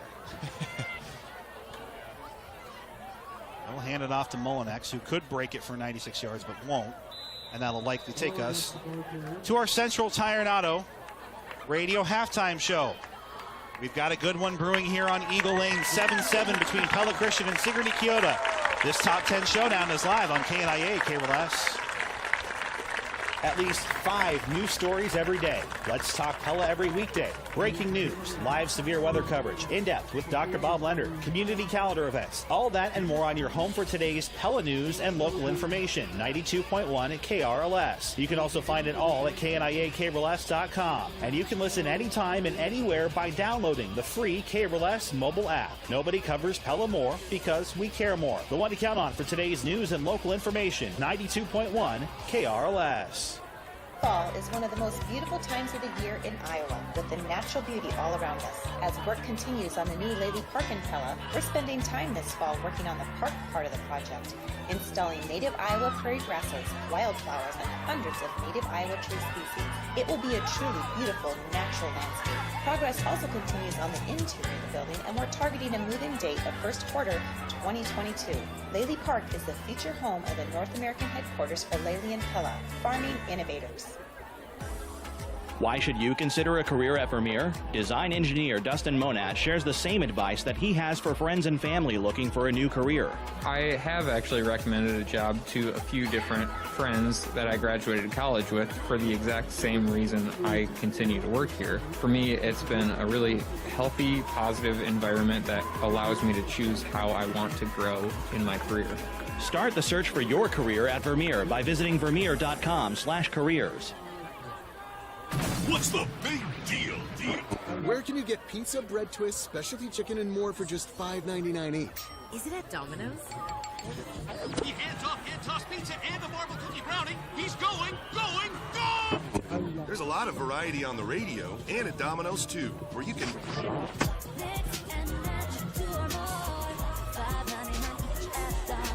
Two-item minimum. Pan pizza, bone and wings, and bread bowls will be extra. Ask for this limited time offer. Prices, participation, delivery area, and charges may vary. When the moment arises and it's time for a new roof, think Randall Roofing. This is Randy Jarzombek, owner of Randall Roofing, and we are the dependable and reliable leader for your home or business shingle roofing needs in Pella and the surrounding areas. Randall Roofing is proud to sponsor the Raise the Roof moment of the game and support our local teams. When it's time for a new roof, think Randall Roofing. Find us on Facebook or visit randallroofs.com. Thinking new roof? Think Randall Roofing. We know you have choices when it comes to wireless plans for your home or business. At Strawber Cellular, we strive to be that local expert to provide all the service and expertise you need to make U.S. Cellular your choice for wireless service. Our knowledgeable staff can provide you with everything from smartphones and tablets to home internet and security options. Choose Strawber Cellular, your locally owned authorized agent for U.S. Cellular in downtown Pella.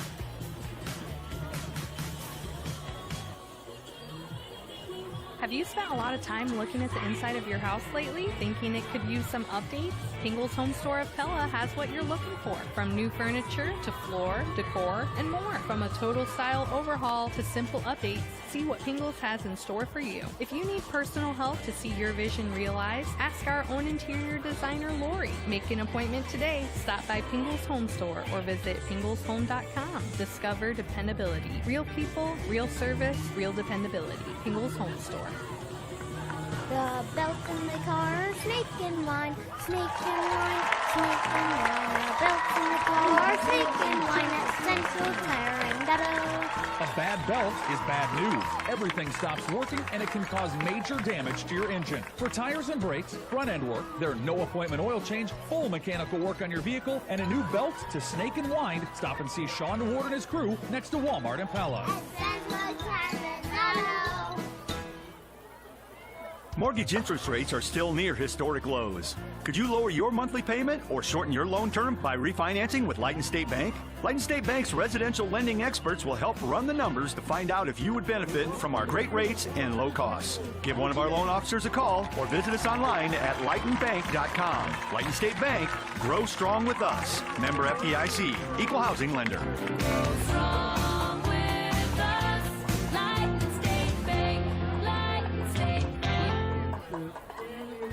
At Kinetic Edge Physical Therapy, we know how important it is for athletes to heal properly so they can continue making plays and staying active. We pride ourselves in providing top-notch care for athletes of any age. Whether you're the quarterback for a local team, a leisurely runner, or somewhere in between, we've got you covered at Kinetic Edge. You can choose where you go for physical therapy. Choose Kinetic Edge. Contact us today at kineticedgept.com or 621-0230. This is the Central Tire and Auto Radio halftime show for tires, front end work, there no appointment oil change, and full mechanical work on your vehicle. Stop and see Sean DeWard and his crew next to Walmart and Pella.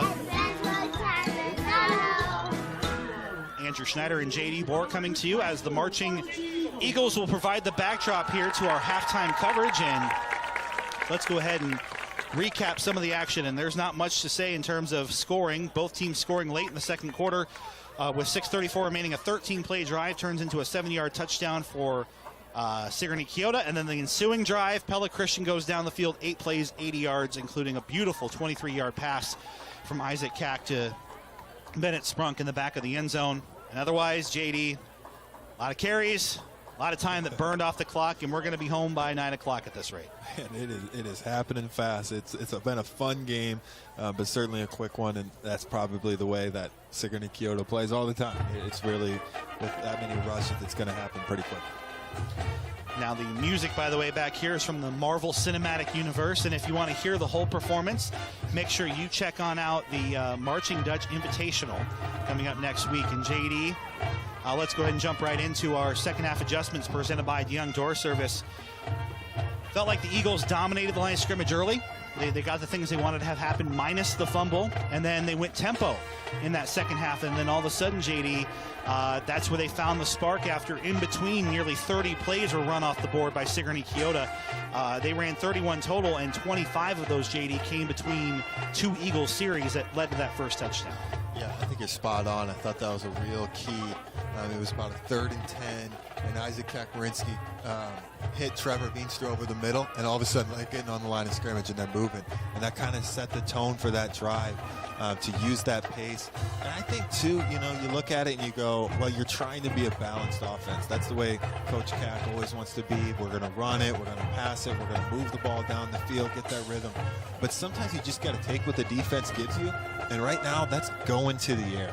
So I expected PC to put the ball in the air quite a bit here in the second half. Well, and not only will they put the ball in the air, it felt like defensively, even near the end of the half, it was kind of a different scenario where Sigourney Kyoto was pinned a little bit deeper, but it just felt like that last series where they got that stop before the interception. They felt like they had a little extra spark to them, and I'm not sure if that's going to keep carrying on, but maybe they found a little something to kind of plug up the hole or something, because it felt like the last couple of plays there were a little bit different than those middle 2 series. Yeah, it's obviously hard to tell exactly what may be different.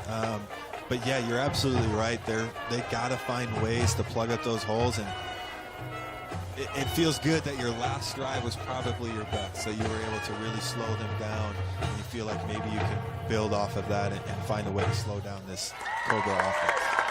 Again, the Marching Eagles will be in action tomorrow at Pella High School, 5 o'clock. Don't want to miss it. $10 at the gate for adults, $5 for students at the Pella Marching Dutch Invitational. I'm excited to see them, and I'll be doing my best Troy Hugan and getting some photos as well. Those are your second half adjustments presented by DeYoung Door Service. One of the quickest ways to adjust the look of your home is a new garage door. From the gurus of garage doors at DeYoung Door Service in Pella. We're the gurus of garage doors, DeYoung Door Service in Pella. And we will go ahead and cut away to the Marching Eagles for just a little bit, and then when we come back, we'll have more of your Central Tire and Auto Radio halftime show.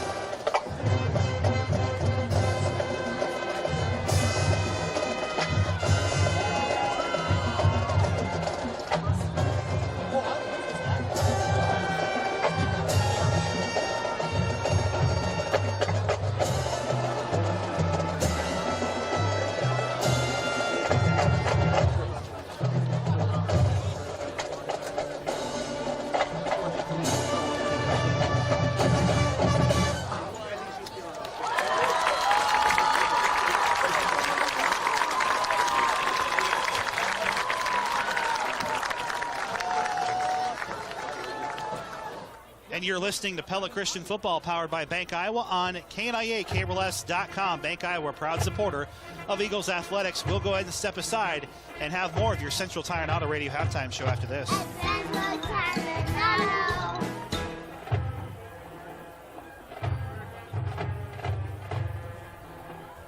Pella and Wood Harbor Cabinetry, who helped Vicki Hirama with her quality products and the knowledge to help you make the best decisions. That's Mike Blom with cabinet design of Pella and Wood Harbor Cabinetry, who helped Vicki Hirama with her bathroom remodel. I found a wooden countertop that was beautiful. He told me how that stains easy and the water on it, it might start looking not as nice. And he showed me the countertop options in his showroom. I found a beautiful choice that I think I actually love better. Hi, I'm Mike Blom, the cabinet guy. Cabinet design of Pella, where we expand and enhance your ideas beyond your expectations.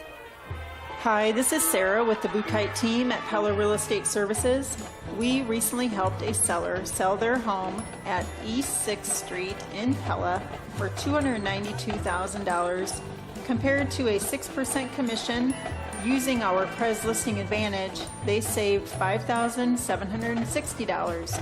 When it's time to sell your property, call 628-1BUY and use the Prez Listing Advantage at Pella Real Estate Services.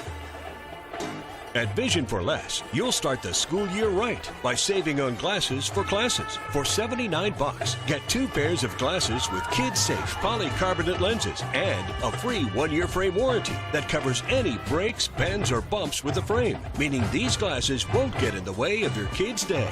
Don't let the bell ring before you get a chance to shop and save. A $200 value, all for $79. Vision for Less. Right glasses, right price, right now. Raceway Tire and Exhaust in Knoxville supports all the Marion County teams and athletes competing this year and encourages them to be the best they can by giving 100% effort in everything they do. The values of hard work and perseverance will help them not only on the field but in life for years to come. You'll find those same values at Raceway Tire and Exhaust, your one-stop auto headquarters located at 1318 West Bell Avenue in Knoxville or at racewaytireandexhaust.com. Tire and Exhaust. We got what you need to get you on the go. Pella Cinemas takes great pride in presenting the new Christian film Show Me the Father, rated PG. Everyone has a deeply personal father story, and this film features amazing true stories that will inspire you to reflect on your earthly father and how you relate to God. Also showing at Pella Cinemas is Cry Macho, rated PG-13, starring living legend Clint Eastwood in a milestone film that is important and heartfelt. And the Marvel Universe blockbuster Shang-Chi and the Legend of the Ten Rings, rated PG-13. For a list of show times, visit Pella-Cinemas.com and enjoy a movie at Pella Cinemas. Back inside the Central Tire and Auto Radio halftime show on KNIA-KRLS.com. Andrew Schneider and J.D. Bohr in a 7-7 ball game. Pella Christian and Sigourney Kyoto.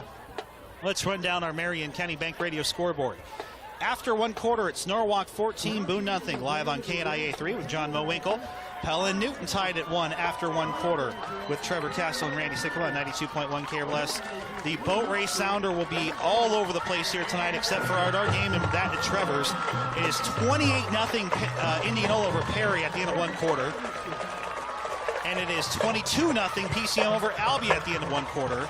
And they are just about 2 minutes into the second quarter, 21-0 Creston over Knoxville.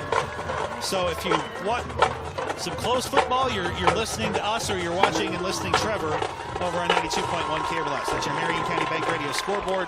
Andrew Schneider and J.D. Bohr coming to you from the home of the Eagles. Following a week where they were off. They got the bye week last week. And you have to think now with how physical this game has been, JD, and you're living in the margins in terms of, how you're dealing with rest and injuries and all the above. And 30 plays are 30 plays, but you're doing so with fresh legs. And that has to be a huge difference.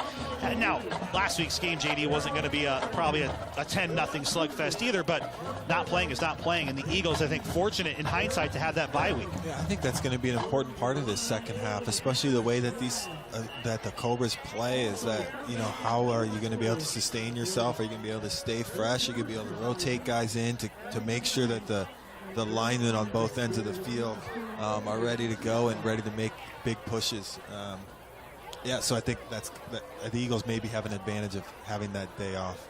Well, in time of possession doesn't matter, JD, when 90% of your kids go both ways. In PC, that's not the case on their defensive and offensive lines. It's mostly different people. Now, your linebackers and your safeties and some of your defensive ends may carry over, but I mean, it's hard to fathom, JD, but Pella Christian ran 25 plays in that first half. It wasn't like they were off the field the entire game.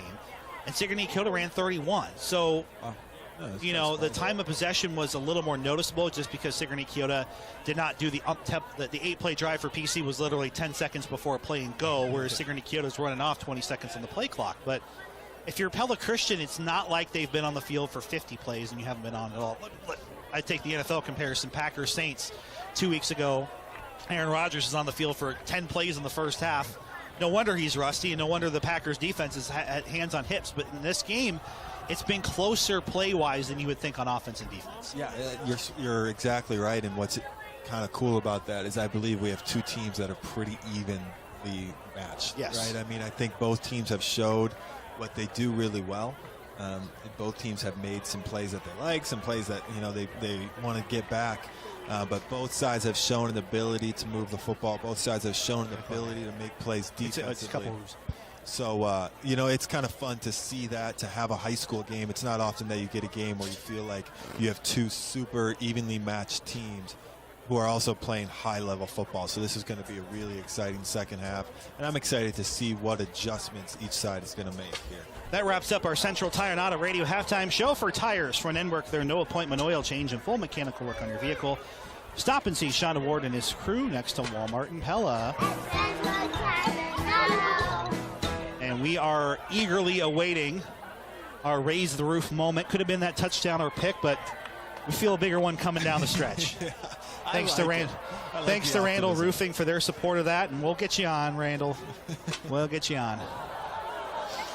You know what? Let's make it a defensive play. That would be fun. Can we do that, right? You got another tip interception for Drew Geetings? Or? Sure. An interception, a fumble, maybe a big hit in the backfield. I would love to see the defense step up and take control of this game, and that's what's going to happen here first as the Eagles are going to kick it off here to the Cobras to begin the third quarter. Andrew Schneider and JD Bohr live inside our Pella Real Estate Services radio broadcast booth. A Dingham and Concrete game reset. We're tied at 7. Pella Christian on defense to start the second half, working right to left here in the third quarter. Dingham and Concrete, where quality comes first. So we get you ready. We do have another Strawberry Cellular Instant Radio Update, a little Hawkeye Conference team. Clear Creek a man at 21-3 over Oskaloosa. Indians were 4-0. And with how good that district is, it could be 4-5. I mean, that's not an insult on Oskaloosa. Pella, Newton are obviously, seems on early indication, pretty evenly matched. Xavier. I can go on. The PC's in a tough district, too, with Cardinal, another team we haven't talked a whole lot about, but will. There's a squib kick setting up the return here. And a decent return at that. Near sideline 30, burst of speed at the 40. Not great kick coverage here for PC defensively. It was just a straight ahead run for number 14, Levi Crawford. There are no flags on the field, and that's a 30-yard return on a squib kick. Yeah, a big-time return right there from the Cobras, as the guys on the right side of the Eagles, they didn't even worry about them. They're like, you know what, Crawford's going to outrun them. We're going to block everybody on the other side of the field, and that's exactly what they did. Good blocking up front. Crawford is able to burst into a hole, and that's a big play. You know, it sets them up with great field position here to start the second half. Live on KRLS 2 and the Pella Christian High School YouTube channel, 1st and 10. Eagles jump off sides, no flag. And handoff goes left side. I was pretty sure the Eagles jumped into the neutral zone there, which should have been a 5-yard penalty. Instead, it's a 1-yard gain for the quarterback, Colton Clarahan, his 7th carry for 31 yards. His 7th carry, about all of them. It's just so funny to see a dude take a snap, literally spin around and then just run as hard as he can right up the middle. But it is an effective play. He really actually spins way faster than you or I could spin. Yeah. So give him some credit there. He's a ballerina back there in the backfield. And he's in a shotgun formation. Direct snap goes to Mullinex, the talented running back who's pushing on the door now of 100 yards, 19 carries, 96 yards, and he sets up third and manageable. The 9th third down already for Sigourney Kyoto. Wow, 9 third downs, and most of them they're getting, right? I mean, they've done a nice job of getting themselves in third and manageable, and that's exactly what they did here with a good play on second down. You know, you got to get into 3rd and 3. That's exactly where they want to be. They are 4 of 8 on third down tries so far. This is the 9th crack at it, 3rd and 3. Same play, Mullinex left side, and he'll get the first down. just past the Eagles' 42-yard line. Needed 3, he got 4. Yeah, that's the exact same play. You know, I was listening to Monday Night Football. Peyton Manning's a pretty smart guy. And I was about to say, yeah. I don't watch the other one anymore. Yeah, it's awesome watching those guys. And he made a point that I thought was really cool. He said, you know how you win third down? Is you win first and second down. That's what wins third down. And that's exactly what the Cobra's strategy here is. You know, 3rd and 3, yeah, we got that. You know, they feel really confident because they got that big play on second down. And it's 4-down territory. There's not really much for them to lose if they don't get it the first time.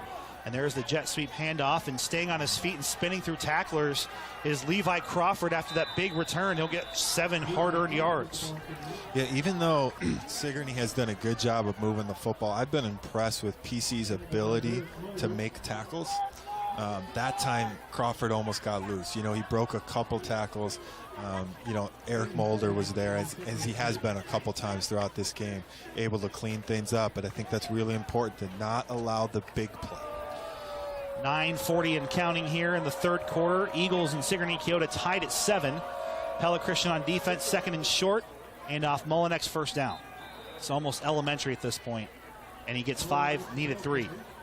Yeah, there's just so much going on in the backfield. You know, it's truly 100% easier for us to know where the ball is than it is for the Pella Christian linebackers. They are just trying to sort things out, and by the time you're trying to figure out where the ball is, you're making the tackle 5 yards down the field. You know, you got to have some push from the defensive linemen to get in the backfield and try to blow things up before they even get there. It's a pretty good ratio, 11 first downs on 38 plays when you run the ball 95% of the time. Mullinex direct snap, pushes a pile inside the Eagles 25 and gets 5 more.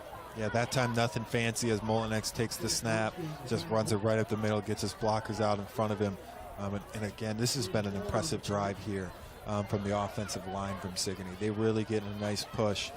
And I tell you what, offensive line is always a selfless position.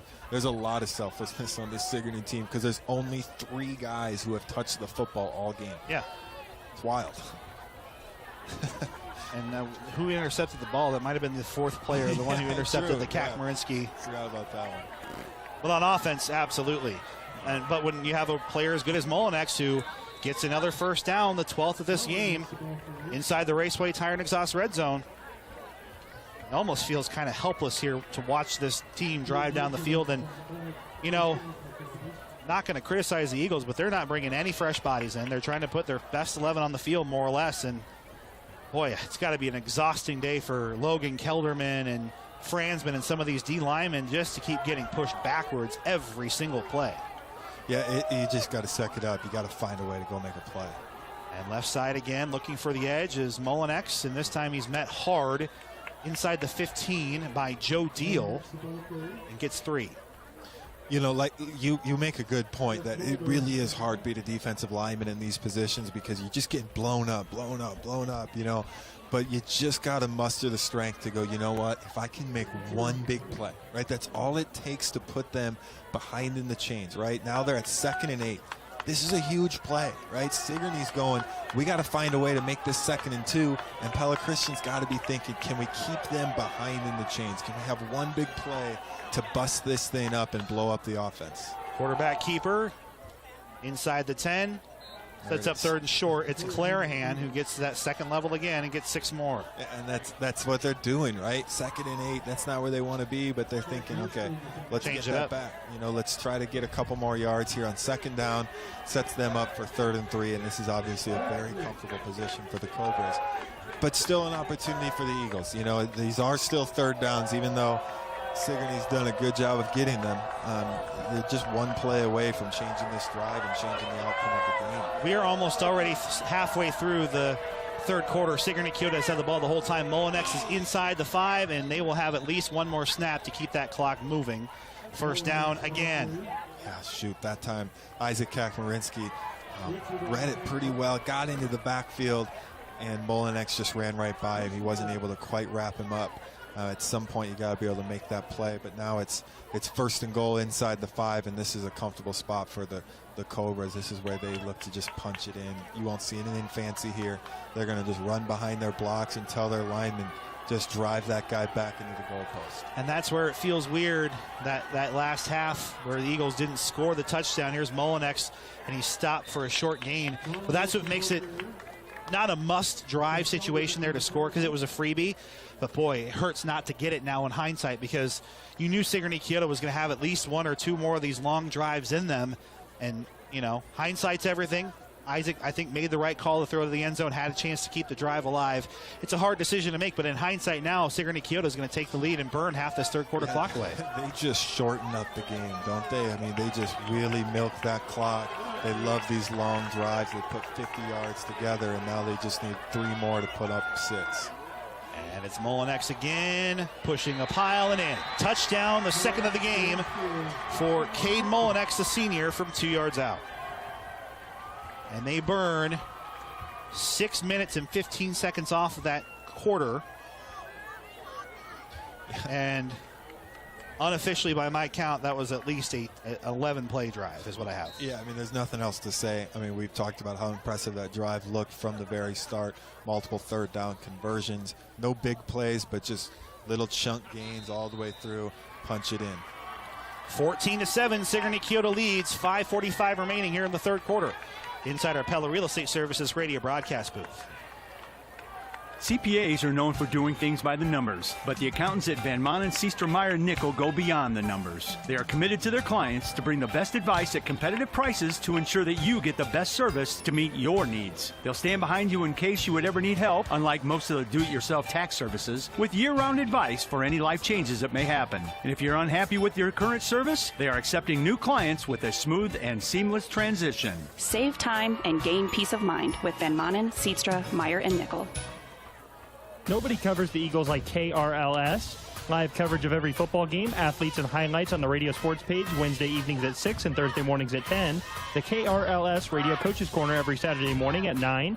Stories every day on air and online at KNIAKRLS.com. The Jeremy Dingaman Concrete Football Friday Night Radio Preview Show, Fridays at 4:30. And the Greg Young of Indianola Football Friday Night Radio Scoreboard Show after the games. The one to count on for Pella Christian Eagles coverage, 92.1 KRLS. Andrew Schneider and J.D. Bohr coming to you from the home of the Eagles. 14-7, Sigourney Kyoto. 13-play drive, J.D., 57 yards, and they get the touchdown. 3 third-down conversions on the series. It felt like it took forever, and the Eagles will start at their own 20, 1st and 10, and that's where the first drive of the first half and the last drive of the first half, it's all hindsight. The second one, they were taking a shot. You don't fault them, but that turnover in that first drive, it's so important, it feels like, to get a lead on Sigourney Kyoto, because even though Pella Christian had that nice series to get their first touchdown, they're behind the 8 ball here, because not only do they have to score, JD, they have to eventually somehow stop this Cobras offense that's clearly on the train tracks now. Yeah, I mean, they've really regained the momentum the Cobras have, and Pella Christian's got to find a way to get that back here on this drive offensively. But they can't force the issue here either. Cack rolls out to his right, heaves it down the field for Geetings, incomplete. And it feels like with a play like that, I'm not saying the Eagles need to run the ball themselves, but JD, that feels a little forced. It was into good coverage, and PC can't do that either. They can't feel like they have to, get 25-yard chunks every play. Yeah, I think the key is you just don't panic here, right? I mean, it's 14-7. The last time the offense is on the field, before that pick, the last time they really had a drive, they moved the ball right down the field. So you're just saying, you know what, it's time for us to respond. I think both offenses have kind of figured out what they need to do to keep the ball moving, and you're going to see Pella Christian try to answer. Geetings on a hitch route far side, turns around, great stretch of the football to get himself a few extra yards using his 6'4" frame to turn what would have been 3rd and 5 to 3rd and 3. Yeah, one of the adjustments we talked about is that we're going to see some more up-tempo, get into the line of scrimmage quickly, and we see the Eagles do it here, and I think they're going to try to move the ball through the air. They'll put it on the ground every once in a while, but for the most part, they're going to look to get their big yards using Kakmarinski's arm and their big receivers. Eagles are 2 of 6 on 3rd down, and looks like the first down here. Swing pass to Benny Scherr, set up nicely, the bubble screen, and a gain of 8 yards and an Eagles first down. And I tell you what, it just feels good to get that first down of a drive, right? We were talking a little concerned about the way that this drive was going or the way that this half has started. But now that you get a first down, now we get some momentum. Now we're getting up to the line of scrimmage and trying to put something together here. Three receivers stacked near side of the formation for Isaac Kack. Handoff goes to Schurz. Good cutback, but closing the hole nicely with Sigourney Kyoto, and they'll stick him up, and he'll lean forward. And because the whistle didn't go, he fell forward and got the extra yard, gain of 4. Yeah, I mean, really not a bad play there from the Eagles. It's just a 4-yard gain. Sigourney Kyoto's going, yeah, we do that all game, right? Yeah. But the run is going to keep the defense honest, and you felt like it was almost, if he would have broke one loose, could have got a little more. But still, to get 4, there's nothing wrong with that. And Schurz straight ahead, and he's stuck up by the linebackers. And I am impressed by the conditioning, because I saw number 10 Mullinex and number 19 Clarahan team up for that spot. They're carrying the load, especially Mullinex. He's already up to 26 carries. I haven't seen him come off the field for a single play. I was just thinking he's been on the field for almost 80 plays in this game. I mean, it's wild. Those guys are making plays on both ends of the field. They're the 2 linebackers. They're the leading tacklers here for the Cobras. 3rd and 3. Sigourney Kyoto, quarterback keeper here for Isaac Kaczmarski. Bursts the speed of the 50, and he's loose at the 40. Cuts near sideline at the 30, the 20, the 10, the 5, and there's a flag on the play back at the 42-yard line. And this is coming. Yeah, too bad. They faked the swing pass that they had just used to get the last 3rd down, and then Kaczmarski tucked it and ran it right at the middle. Great patience to wait for his blocks. Unfortunately, one of those blocks was called for a hold, and this baby's going to come back. That's a 10-yard penalty. It also makes it 3rd and 13. That's the other. You almost wish sometimes it was upfield and at the 50 or 45 if they're going to hold, but the official saw it right at the line of scrimmage from the offensive line, and it's a 10-yard penalty. Yeah, not all penalties, not all 10-yard penalties are created equal. Right. That's a 10-yard penalty, but anytime you're taking points off the board with a penalty, it hurts you. If there was a hold there, I imagine it was a significant one, because it was right in the hole that Isaac Kaczmarski was trying to run through, so maybe he would have never gotten there without the hold. Empty backfield, no down defensive lineman here for Sigourney Kyoto. Kack sheds some pressure, heaves it downfield, has a man, Giedings, and that's caught at the 30-yard line of the Cobras. The Eagles will make the play happen again. It's a gain of 33 yards from Kack to Giedings. A really good response there. Again, 3rd down, they went to the all seams. Everybody running down the field. Kaczmarski's just picking out his receiver, but that time the blitz came. He moved in the pocket, got himself a little room, and threw a strike down to Giedings for a great gain. That was a huge 3rd down conversion for the Eagles. From 3rd and 13, now they're deep in Sigourney Kyoto territory at the 29-yard line. Have a man pass tipped at the line. It was the quarterback, Callahan, the linebacker in this case. Giedings was on the slant route, and he nearly got his fingertips on that one and picked it off. Yeah, that was a great job from the defensive lineman there from Sigourney to get a hand on it. That's one that I know as a coach the Eagles have been holding on to, because they faked the swing pass, which they've gone to a couple times, look for the slant route. But really good defense there from the Cobras. They were all over it. Kack rolls out to his left, under some pressure, looking, will turn it upfield. I think he felt that pressure, and he will use his large frame to get a few extra yards. I thought he was dead to rights at the 26-yard line, and he ends up setting up 3rd and short. And he got 9 or 7 yards on that. Yeah, that's where it pays to have a quarterback that can tuck it and run. They're running him out to the left. He's got options down the field if he likes it. If he doesn't, he can tuck and run. And even if there's not a lot there, Kaczmarski, like you said, big body, bounces off guys, gets a nice game. Sigourney Kyoto leads 14-7 on Pella Christian, the 3rd down of the series. Handoff to Schurz, and he's met at the line. Near the 20 is where he'll end up getting, and it's, I think, going to be 4th and short. It's going to be really close. Depends on the spot here. It looks like the chain, JD, is inside the line. It's 4th down. So 3rd and less than a yard. This is the first 4th down try here for PC. They're inside the Raceway Tire and Exhaust red zone at the 20. Let's go. I think there's no field goals anymore in this game, JD. You got to score a touchdown. Sigourney Kyoto stacks in line, 2:24 remaining here in the 3rd. Quarterback keeper Isaac Kack gets some more, inside the 10, inside the 5, and in the end zone.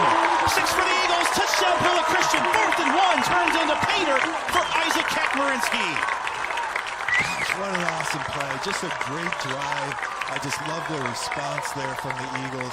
And on 4th and short, I love the fact, let's keep it in Isaac Kakmarinski's hands. And what was really cool about that play is when your quarterback runs it, you have another blocker in front of you. Benny Schurz isn't a huge guy, but he laid a great block in the backfield to spring that play. And Kakmarinski uses his wheels to get it in the end zone. A whistle and a flag, but we're going to call that because now it sets up a potential. I don't know if PC risks it here. They might as well just kick the PAT anyway. It's offsides on the defense. Tonight's Raise the Roof moment, a 20-yard touchdown run for Isaac Kakmarinski, presented by Randall Roofing. When the moment arises and it's time for a new roof, think Randall Roofing. And now, Pella Christian is going to think about it. Oh, man. You know, I don't know. They're going to go for 2 here. You get, what, a yard? I mean, a yard and a half. I called him Riverboat Rich when he was at Regina. And now they got to burn a timeout. I don't know. I think you just take the PAT, but you know what?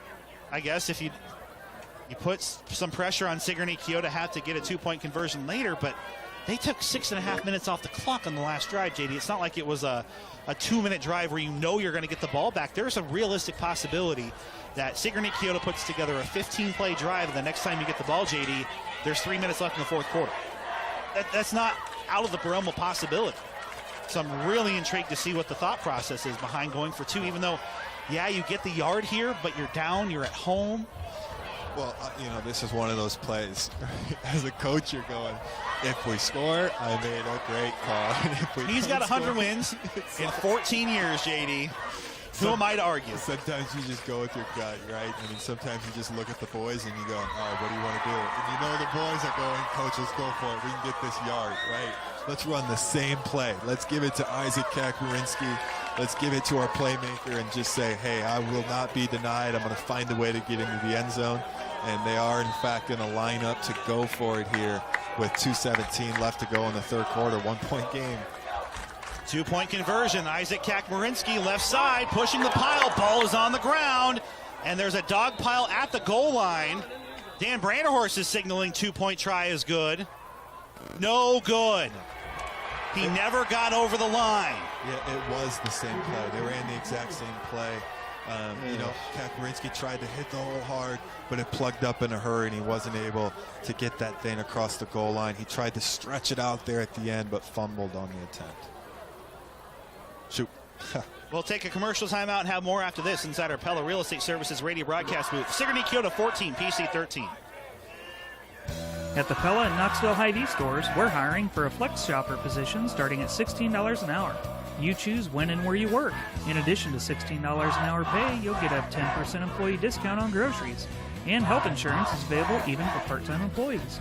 It is simple to apply at www.hy-vee.com or stop in the store at the Knoxville or Pella Hy-Vee and get an instant interview.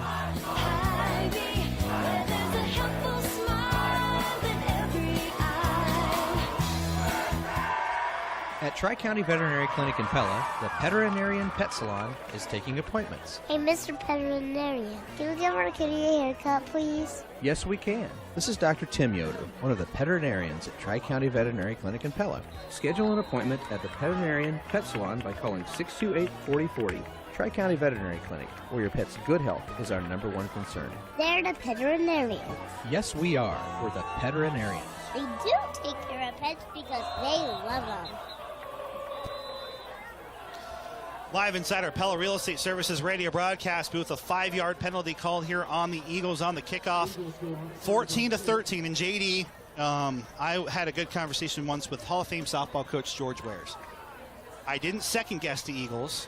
I first guessed them. We were both hesitant before that series of you have the gut feeling. I understand, you know, having that and knowing that you're a team that has struggled to stop Sigourney Keogh defensively, but you're at home. You've scored on 2 of your last 3 drives and very well could have scored right before the half. It's not like you're struggling to move the football. I don't agree with the call. And I'm not saying it just because they failed. I didn't agree before they took the snap. You just take the 1 there. But now the Eagles are behind, and this is a lot of pressure on PC's defense. That's where the issue comes. So here's the squibber. I'll get your thought on it in a second. We won't keep you silent on that. But here's a big return. Here's a huge return outside to the 50-yard line. And Sigourney Kyoto will start this drive in PC territory at the 46-yard line. And that doesn't help. That only compounds the situation here for the PC defense. I think what's tough about it is you go for 2, and you're saying, okay. I don't hate the idea. I didn't love it either, but I think you're saying let's keep the momentum going, right? Let's see if we can punch it in. And, obviously if you get that, you're feeling really good. But what happens is you don't get it. Okay, and now everybody's looking down, going, oh, man, we didn't get that 2 point. And you burn a timeout. Even though you just scored a touchdown. So that's just really a bummer, but it happens. That's sports, and now it's about response. Here is a handoff right side of the 40, gain of 6.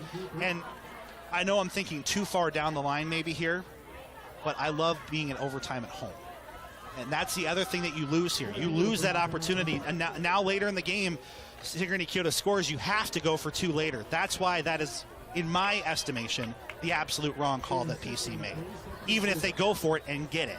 Yeah. It's too early to be chasing points, but I digress. The situation here, JD, is the Eagles defense needs to stop, and there's a 5-yard gain on first down for Sigourney Kyoto, down 14-13 with 1:31 remaining here in the third quarter. Man. And there's Molinex, and they'll get 7 more. And the other thing, and reason why I kind of bring up, if that's the fourth quarter with 2 minutes left, I don't fault them there. Because then you're going for the win. You're against a team that can't throw the football. You take the lead late. That's a decision you make. And I get the offsides probably triggered it. But there's another first down given up. It'll be a moot point if Sigourney Kyoto keeps moving the football 7 yards a clip. Right. What matters is defense making a play here, getting a stop. Forcing a turnover. It's just this offense is just really cooking right now. I mean, they look really tough. And left side jet sweep, and that's part of that looking tough. There's a 7-yard gain. It feels like every time, whether they take the jet sweep handoff to Crawford here in this half, it's Clarahan keeping it. Feels like they're just getting 6 yards every play. They really are. I mean, it's really unbelievable, and they're not taking anything in the backfield either, right? They haven't had any plays that have lost them yardage, so it's about 6 or 7 yards just about every play. And the defense, again, you just got to make one play. You just got to find a way to put them back behind the chains and not give them 2nd and 3 over and over and over again. And the defense at some point is going to have to step up. And what makes them so disciplined, JD, is the only time they've had an issue, and that's the issue, is when the laundry comes on the field, right? Yep, and that's huge. That's enormous. It makes it probably 2nd and 13.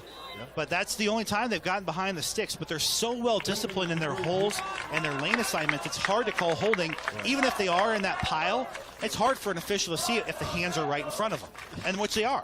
Yeah, this is one of those things where, they say, well, there's probably holding on every call or every play. But even if there was, it's hard to see.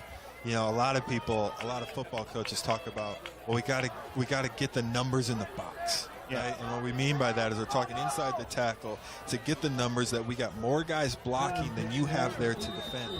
And Sigourney is always going to have the numbers in the box because all 11 guys are in the box. Yeah, they're there. And the defense can't put all 11 guys in the box, right? That'd be suicide because you'd be afraid to give up a big play. So they're using that number advantage to make plays. Well, that's a huge gain back. The quarterback, Clarahan, got most of the holding penalty back on one quick direct snap spin. 8 yards out of the 10 on the penalty, sets up 3rd and 5. No panic there from the Cobras, right? They get 2nd and 13, a spot that they haven't been in very much today. They didn't stray from it, right? I mean, they run, 6, 7 different plays? Yeah. That was one of them. They haven't really tried to gamble or do anything different than what they always do. This will probably, we're getting close here to the end of the quarter. 4 seconds remaining. 14-13, Sigourney Kyoto with the ball, 3rd and 5. They're going to get one play off here before the half. Molinex will get the first down. 3rd and 6. He got all 6. Yeah, he runs hard. Really nice play there from the Cobras. That is their 15th first down, and that will take us to the end of the third quarter. 14-13 after 3 in this top 10 showdown inside our Pella Real Estate Services radio broadcast booth. Barns were originally engineered in the 1930s. Over the years, the materials and techniques have been vastly improved. Modern-day construction makes for versatile buildings used for housing, commercial use, or storage. Dutch Mill Supply is your pole barn specialist. Dutch Mill Supply, located in Pella, is your only locally owned, one-stop, full-service lumberyard and building material supplier. My name is Joshua Payne. My staff and I are here daily for professional service from the guy next door. Our product line is diverse, and we'll get you what you need quickly and at a competitive price. Hi, this is Lonnie DeZort, Petroleum Department Manager at Two Rivers Co-op, inviting you to fill up with gas at Pella's only locally owned gas station. Our Carsville location in Pella is open 24 hours a day, pumping Cenex top-tier gas, and you don't have to be a member of the co-op to use it. Next time you stop by, make sure to ask for a Two Rivers local card, because when you swipe it at the pump, you'll save 4 cents off every gallon every time you fill up. So if you're fed up with the big chains, fill up at Pella's only locally owned gas station, Two Rivers Cooperative. Let's run down our Marion County Bank Radio scoreboard. At the half, PCM 29, Albia 0. Aiden Anderson, 205 yards, 4 touchdowns for PCM. Indianola 42, Perry 0 at the half. Pella over Newton, 14-7. Aiden Pollock, a 3-yard touchdown run there at the half, as well as Creston 28, Knoxville 0. 1st and 10, Sigourney Kyoto leading Pella Christian here to start the 4th quarter. Direct snap, Molinex, right side, trying to bounce it outside. And it looked like just the last line of Eagles before he could break it loose. Stop him for a 2-yard gain. 30 carries, 143 yards as we are moseying along here on Eagle Lane. Yeah, again, this game moves so quickly. You know, and at this point, there's no surprises, right? No. We know what's coming here. The Eagles know what's coming, and the Cobras are saying, man, we're too good at what we do. You can't stop us. But at some point here, like I keep saying, I'm a broken record, but you got to make a stand here and make a big play on defense. Oh, and there's the handoff, jet sweep, cutting it upfield. And another big gain. Crawford. And it's just enough misdirection, JD. It's not like looks like there is a flag, by the way, at the 10. That might be on PC for a face mask. That one, I think, was a high tackle, and that's where the flag is in the area of here. It's where the ball carrier was moving upfield,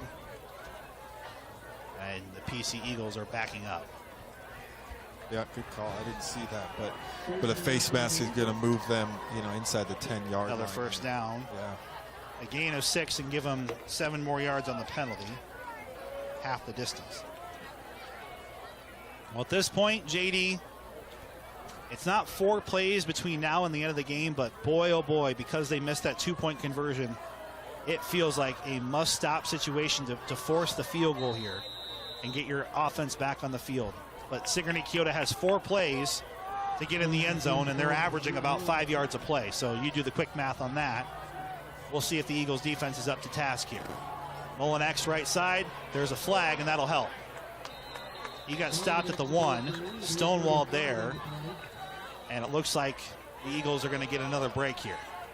Whether it was holding or not, it's a huge, it changes everything, and it's another 10 yards for Sigourney Kyoto to have to think about. Yeah, these flags lately here at the end of the 3rd quarter and now into the 4th have played a big role. You know, it's those are things that can change the game. You don't think about it very often as penalties being game changers, but they certainly can be. And now you're going 4th and goal. Oh, but we're from the 19-yard line. That's right. A lot of ground in front of you. A big break there from PC. I tell you what, this is a top 10 showdown in Class 1A, and it feels like it. Oh, yeah. These are 2 really good football teams, very evenly matched. These last 10 minutes are going to be a lot of fun. Molinex hands off left side. He'll get most of that penalty yardage back again. He'll get 8 of the 10 yards back to the 11. Yeah. And because their offensive line is so good, that's what makes it so hard, is that it'd be one thing if they're trying to dink and dunk in the backfield here with 3 guys who are 200 pounds and sophomores, but there's a ton of seniors on that line. So even if they make the read on the right guy, they still have to get past the blocker. And they've been on the field now for 50 plays or so. But, yeah, 47 run plays have been issued, and there's 3 other plays that have been made, which are passes, and one was a pick. And it's student body right for Molinex, and he's tripped up in the backfield just enough. It was Logan Kelderman That just got his ankles, and it allowed his teammates to swarm in behind him for a loss of 2. We haven't seen that often where one of those defensive linemen gets through, and even though he didn't make the tackle, Logan Kellerman made that play as he was able to trip him up, allow the linebackers to flow and get there and stop him behind the line of scrimmage. Those are really important plays when the defensive line can find a way to break through. But like we mentioned, it's really hard to do because this offensive line for the Cobras is really good. And this is a huge third down, at least to prevent a massive positive gain and really make him think about fourth down. Molinex just right up the middle, and he will make that decision easy for him as he'll lunge inside the 1. Man, he runs so hard. 3rd and goal from the 14-yard line, and got 13. Off, run it right up the middle and get 13. Puts him in a 4th and 1 here. There's no way they don't go for it here, right? Oh, they're going to go for it for sure. I mean, they've run the ball 48 times for about 212 yards. They might be the second best running team in 1A behind Van Meter. 4th and 1, 8:05 and counting at the Eagles' 1-yard line.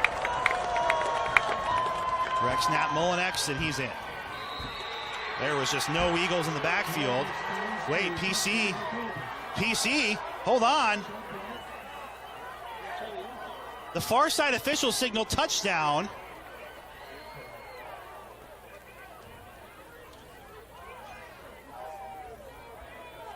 And the other officials signal their head, and the Eagles were jumping up and down. Yeah.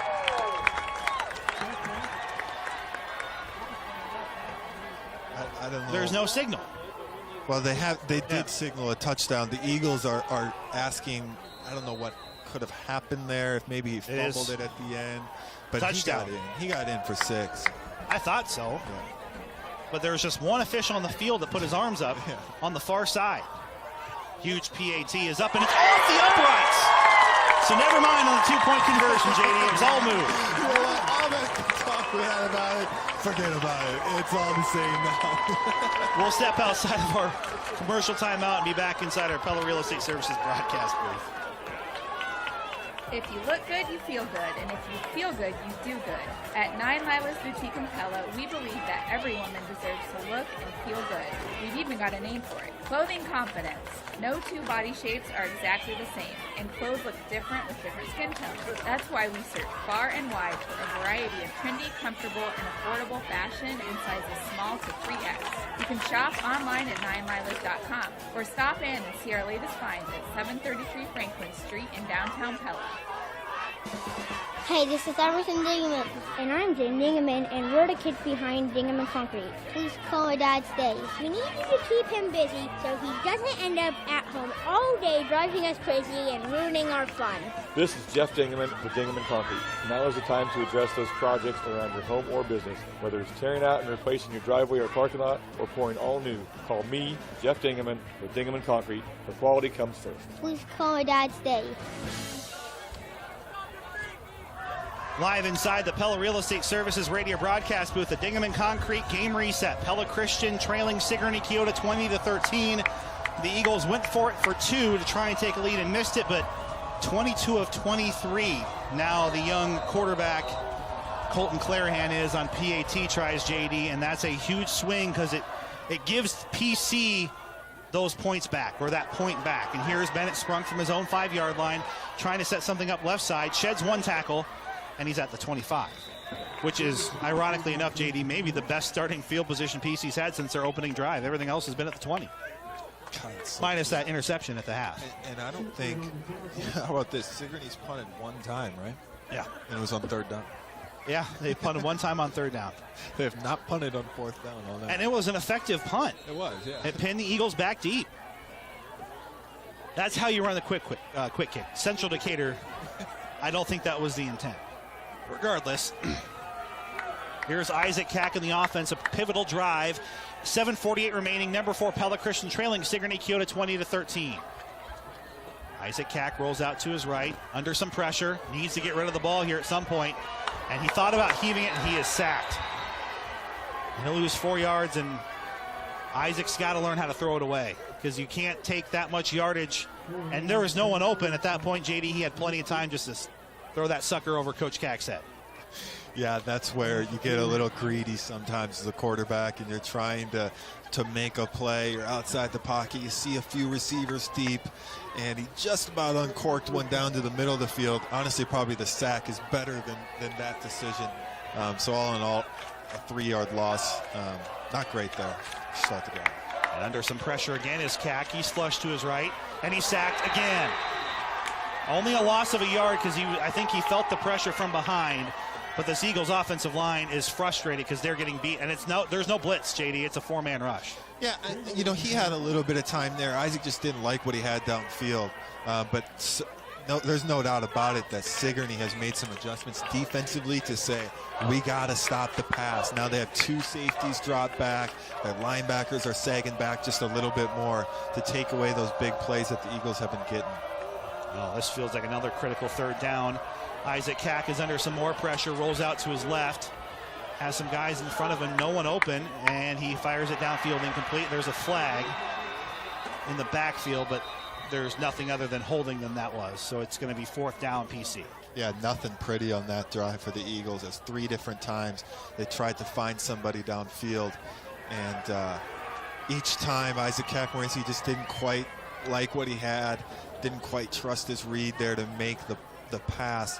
So instead he tried to scramble, and a couple times he was sacked, and this time he scrambled and just threw the ball into the dirt. Well, and I think you pick up that flag, right? I mean, if you're Sigourney, you're going to decline. They declined it. Okay. It's 4th and 13. There's no way. I mean, it's different, obviously, if they got close. Shriver saw the other instant radio update. Norwalk 24, Boone nothing. That's at the half now. So, well, the game's in the hands of the defense, JD, and unfortunately they've had 0 answers since that first drive against this incredible running attack. They got to hope for a little bit of a miracle or a misplay here. Good punt. Oh, that helps. That's really big. 2 timeouts, and that's another problem for PC, I think, is burning that timeout on the 2-point try. But they got 6:08 to try and get. Basically, JD, there's about 4 first downs that Sigourney Keota has between them and control of Class 1A District 6. Yeah, this is fun right here. If you're Sigourney, they're saying, okay, 6-minute drive, that's what we do, right? Let's just put a 6-minute drive. Let's put this game over right here. And Coach Cack-Morency's on the sideline rallying the troops, going, okay, we're down by 7 points, They take it out of you, Sigourney does, because of the way that they play. They don't allow you to grasp much momentum. But you're not far away from it, right? You're not far away from finding a way to change the game here.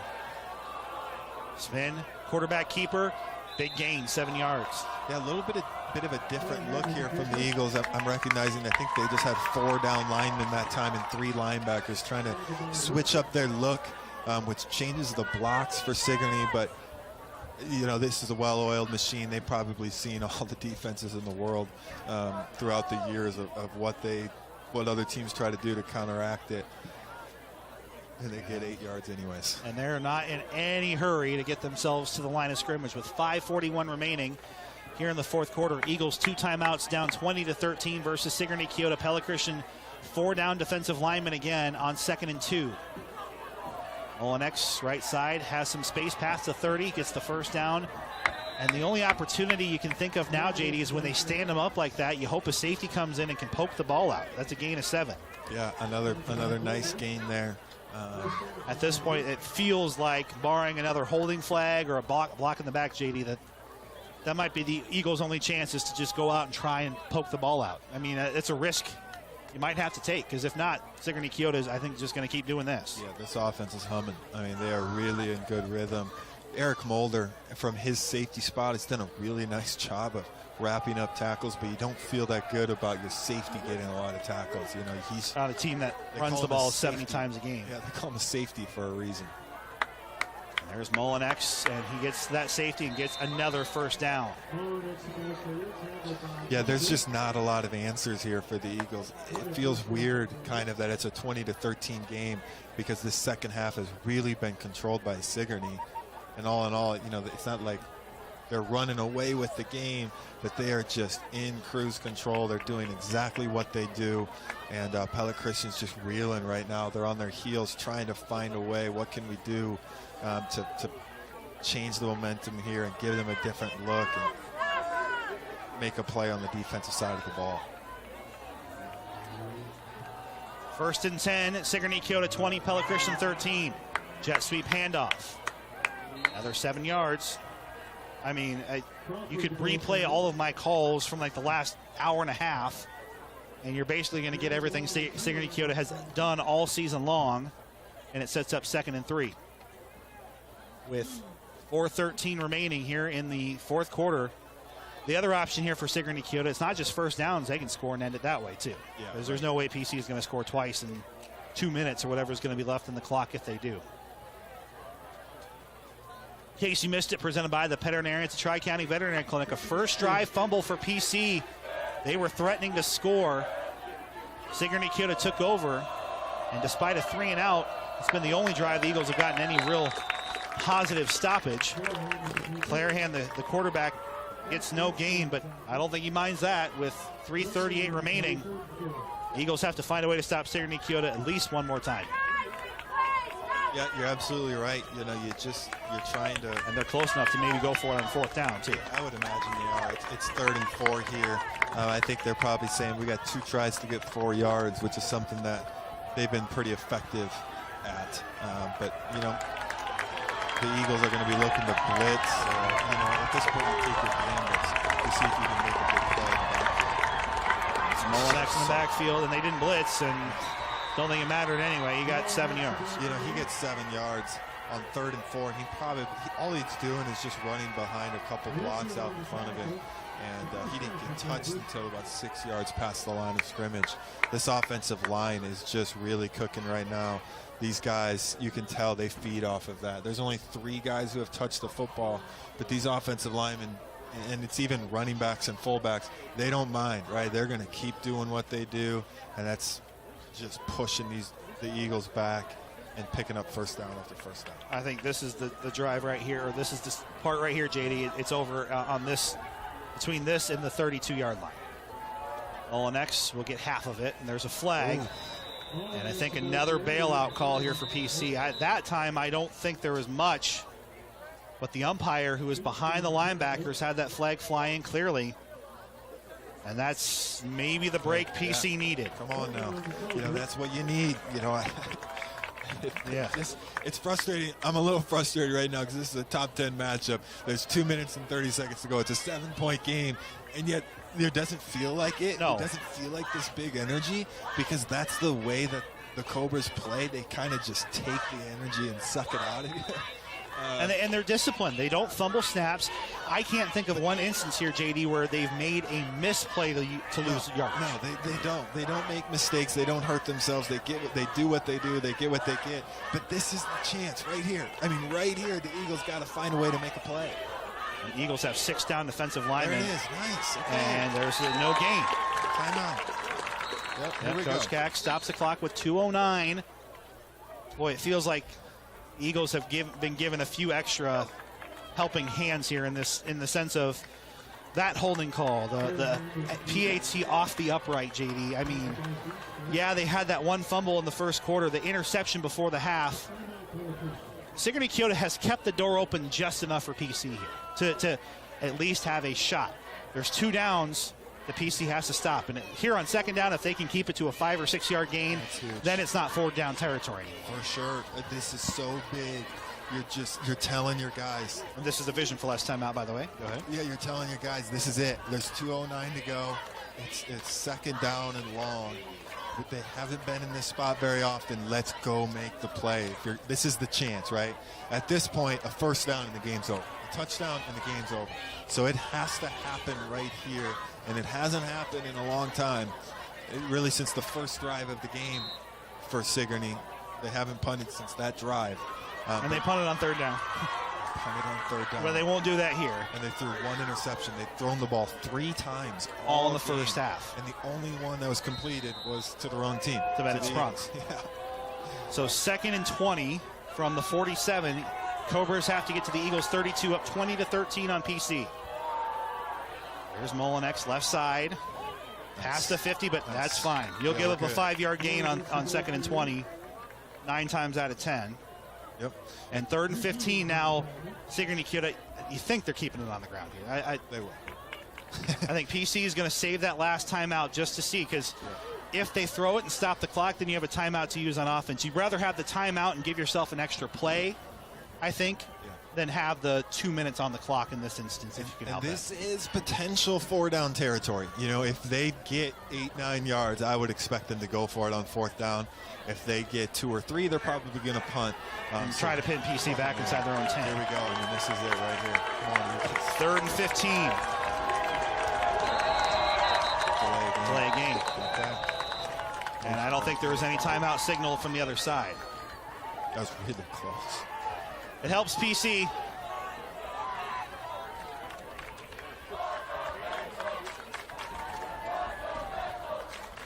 So, and that's hurt Sigourney Kyoto. You'd hope as a coach you're looking at the play clock and yelling at that side judge, timeout, timeout, timeout, because that's 5 yards. It stops the clock. Yeah, they've been patient here. In the 4th quarter, they've been really patient, trying to milk everything out of the clock. This drive started with over 6 minutes to go, and they've milked over 5 minutes off the clock. So that's what they're trying to do, but that time it kind of hurt them, as they're going to have to move back 5 yards because they were so patient. 3rd and 20. At this point, Sigourney Kyoto, there's not much in the playbook other than have your 2 studs with the ball in their hands and see if they can break one for the first time. Direct snap to Mullinex, and he stuffed it near the line, maybe got a yard. Peyton Ritzer, he's playing, I don't even know, right? I mean, he plays corner, safety, but they're just putting guys in the box. So Peyton Ritzer was kind of the outside contained, forced him back inside. Logan Kelderman swallowed him up.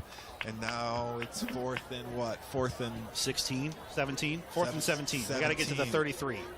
I would imagine Sigourney's going to punt this ball, and with a minute to go, the Eagles should get a chance. Wouldn't it be crazy to have some sort of weird snap here or a blocked punt? But for PC, you can't send the house and risk, in my mind, the personal foul hitting the kicker. It's got to be you send your blockers in, and if they get to the 45 and they've got it off quickly, let them have it. Yeah, either way, you just got to make sure you get the ball back. You got to get the ball back. And now, although a 15-yard penalty, I don't know if it's an automatic first down, so maybe. Yeah, it'd be a personal foul. But then you give them a because pass interference isn't the automatic first down in high school. Sorry. So if it is an automatic first down, then it's over. If not, then it's 4th and 3. You don't want that either. They wouldn't go for it, would they? On 4th and 3 at the 36, they go for it. I think they would. The way they've been moving the ball. Here they're going to punt. No, I'm saying. Yeah. I'm saying right now, I was thinking 4th and 17. Maybe I guess watch the fake. I don't think that would be. I just get nervous. That would be bold. That would be really bold. And if they got it, I would give them there's a flag at the line. And Eric Mulder is going to try and return it. He's got to be careful not to lose the ball here. So if there's a flag at the 50, I took 9 seconds off the clock. So PC's got to be illegal formation. I think you decline it. Well, listen to that student section go. Listen to that student section. Boy, they got that good Pella Christian education here. Going that way. I see we're getting all the. Here we go. See?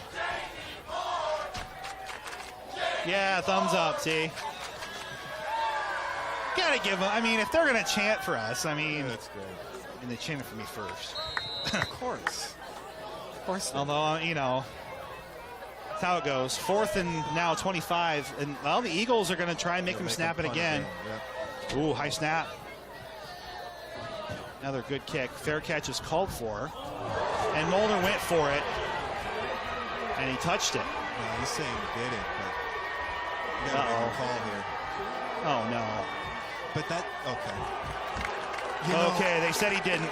You know what? Is that not kick-catch interference? Yeah, he was trying to get to it, and he was blocked. He ran into – that should be another 15 yards.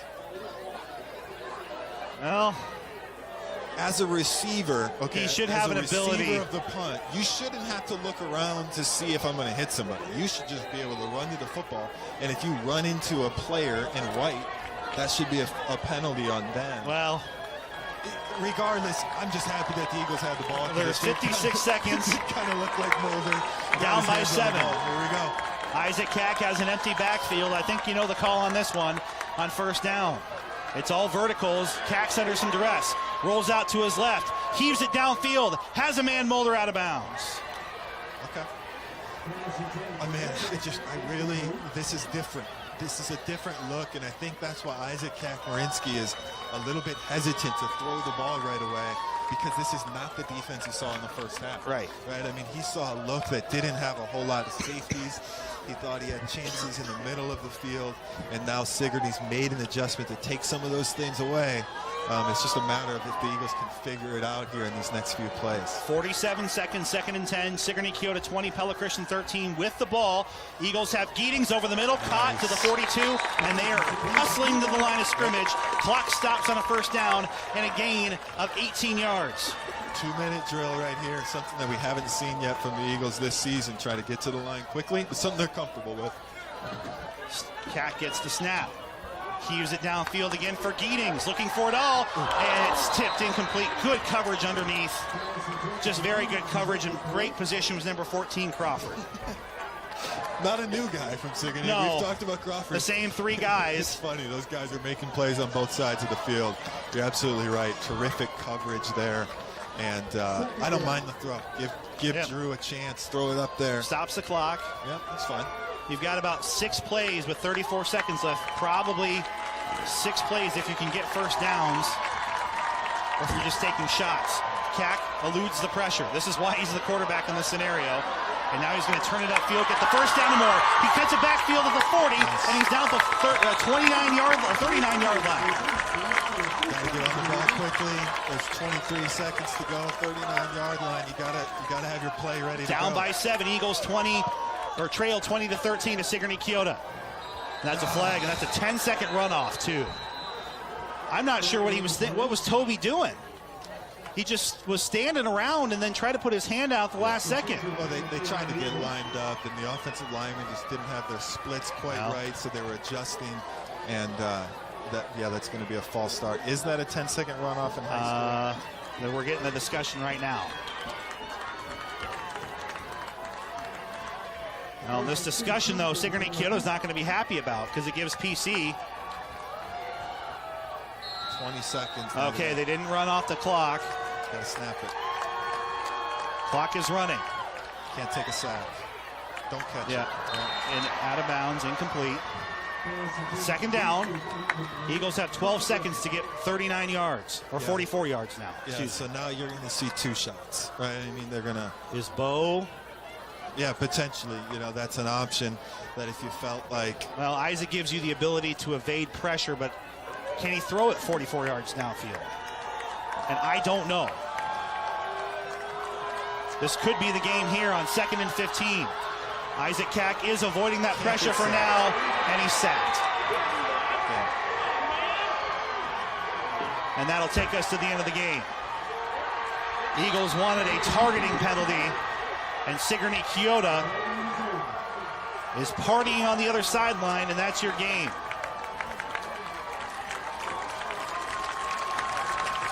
Your final score, Sigourney Keota 20, PC 13. Your Cabinet Side of Pella Radio postgame show coming up right after this. A fully livable treehouse for my in-laws? Keeps them close, but not too close. And a happy wife makes a happy life. So Bank Iowa said, let's make it happen. It's always been my dream to open a meat locker. Makes my wife nervous, but when it comes to beef, I'm all business. So Bank Iowa said, let's make it happen. Stop by your local Bank Iowa or visit us online at bankiowa.bank. Equal housing lender. Member FDIC. All loans are subject to approval. When the moment arises and it's time for a new roof, think Randall Roofing. This is Randy Jarzambek, owner of Randall Roofing, and we are the dependable and reliable leader for your home or business shingle roofing needs in Pella and the surrounding areas. Randall Roofing is proud to sponsor the Raise the Roof moment of the game and support our local teams. When it's time for a new roof, think Randall Roofing. Find us on Facebook or visit randallroofs.com. Thinking new roof? Think Randall Roofing. Who doesn't love a good deal? My family and I certainly do. Hi, this is Coach Kack coming at you from the Well with locations in Pella, Knoxville, and Fairfield. Whether you're looking for fan gear for all the upcoming fall sports or your favorite college football team, the Well Thrift Store has what you need. Good stuff, great help, gives hope at the Well Thrift Stores in Pella, Knoxville, and Fairfield. Learn more at thewelliowa.org. The last thing you want to do when it's 30 below zero is fight with your garage door. DeYoung Door Service recommends checking over your door now, before the bitter cold, inspecting the hinges, rollers, cables, and gears to ensure everything's working properly. If you're not sure what to look for, that's okay. Just call the gurus of garage doors at DeYoung Door Service.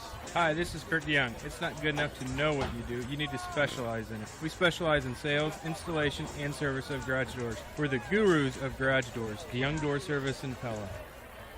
Summer's winding down, vacations are over, the kids are back in school, and now it's me time. Time for you to do something special for yourself. A trip to Vandenberg's Greenhouse in Albia. Time to decorate for autumn with mums of all sizes and colors, Indian corn, pumpkins and gourds, hanging baskets, and more. And check out the new and greatly expanded gift ideas at Vandenberg's Greenhouse. Make a day for yourself at Vandenberg's Greenhouse, 1405 Highway 5 in Albia, just 2 short miles south of La Villa. Vandenberg's Greenhouse, worth a short drive. Marion County Bank salutes the farmers and their families in Marion and surrounding counties. Hi, I'm Trey Sadoff, ag lender at Marion County Bank. We know that for today's farmers to be successful, it takes more than just hard work and dedication. It takes a commitment. At Marion County Bank, we're committed to our area farmer success too. As our area's leading ag bank, we invite you to visit with one of our ag loan officers at our Pella or Knoxville office for all your ag lending needs, concerns, and opportunities. We have the experience and expertise to help with your farming operation. Marion County Bank, serving you, building community. Member FDIC. This is the Cabinet Design of Pella Radio postgame show where they expand and enhance your ideas beyond your expectations. Call Mike Blom, the cabinet guy at Cabinet Design of Pella. I do want to thank Delivery.com, who presented our pregame meal, Dutch Fix. It was absolutely delicious as always. And our fan of the game this week, our good friends from Delivery.com, Lori Parker has won a $10 gift certificate. That's Canaritos, Yamoto, Liberty Street Kitchen, and more. You can have fresh food delivered right to your door. Tonight's fan of the game at Delivery.com. Listen next week to see if you are our next fan of the game. Again, thank you to Phil and team for their pregame meals for all of our home games at Pella and Pella Christian this season.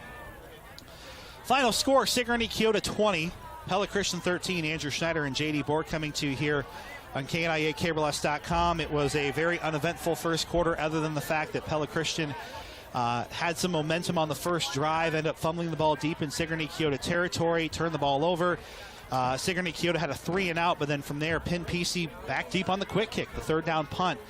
Put the Eagles behind the sticks on the field. They turned the ball over on downs back over to Sigourney Kyoto, and ever since that series, JD, the train was rolling. 60 carries, 292 yards, 39 of those by Cade Molinex, 196 yards.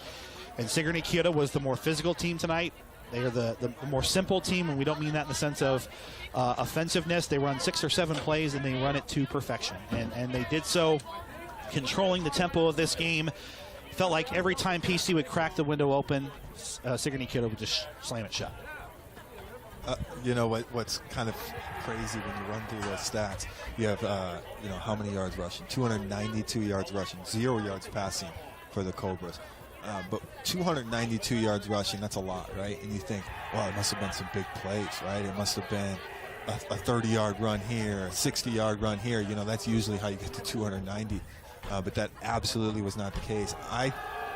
If I had to guess, I would guess the longest run was like 14 yards. Yeah. You know, I mean, they had a 3rd and goal from the 15 where they got 14. And that's the only one I can think of that even got much over 10, 12 yards. But it was a cloud of dust and a great offensive line performance there from Sigourney Kyoto. And I just thought a really well-played game all the way around. It truly was the oil and water show. And for this game tonight, it was the rushing attack of the Cobras that paid off. Well, and PC had some effective offense, JD. It wasn't like they didn't have, a bunch of bad drives in this game and turn the ball over. But it felt like early in the game, even though Sigourney Kyoto hadn't scored yet, not taking the lead against this team is so deadly. Yeah. If they get on the board first, they're going to do the exact same thing that got them on the board. There's nothing that's going to change. The same thing would have been true if PC scores on that first drive. As we take a look at our key play of the game, presented by your friends at Hormel Foods. I think the key play was that series. And obviously later on, JD, Sigourney Kyoto goes down and has 3 15-play, 12-play, 11-play scoring drives. But PC not getting that lead when they had that chance on that first drive, right or wrong if it was the officials' call, the point is they turned the ball over, maybe trying to do a little too much there at the end of that play, and now Sigourney Kyoto walks away with the win because they got that first quarter lead, or second quarter lead. Yeah, I think through 3 games, the first 3 weeks, I thought that was something that the Eagles did really well, is that they're able to score early on, get that lead, get that momentum, play off of it. And you mentioned, Andrew, that it's so important against Sigourney because of the way that they play football, that they don't like to play from behind, right? They're a team that plays really well when they have the lead, and they made the play to make sure that they were able to get the first touchdown and never relinquished the lead. There was a tie, obviously, at halftime, but never got behind. And then our key player of the game, Cade Mullinex. I mean, for knowing the ball is going to be in his hands 65% of the time, knowing he's going to carry the ball 30 or 40 times, whatever it is, depending on the situation, and the fact that he basically got exactly 6 yards a carry, and it felt like he got 6 yards every carry.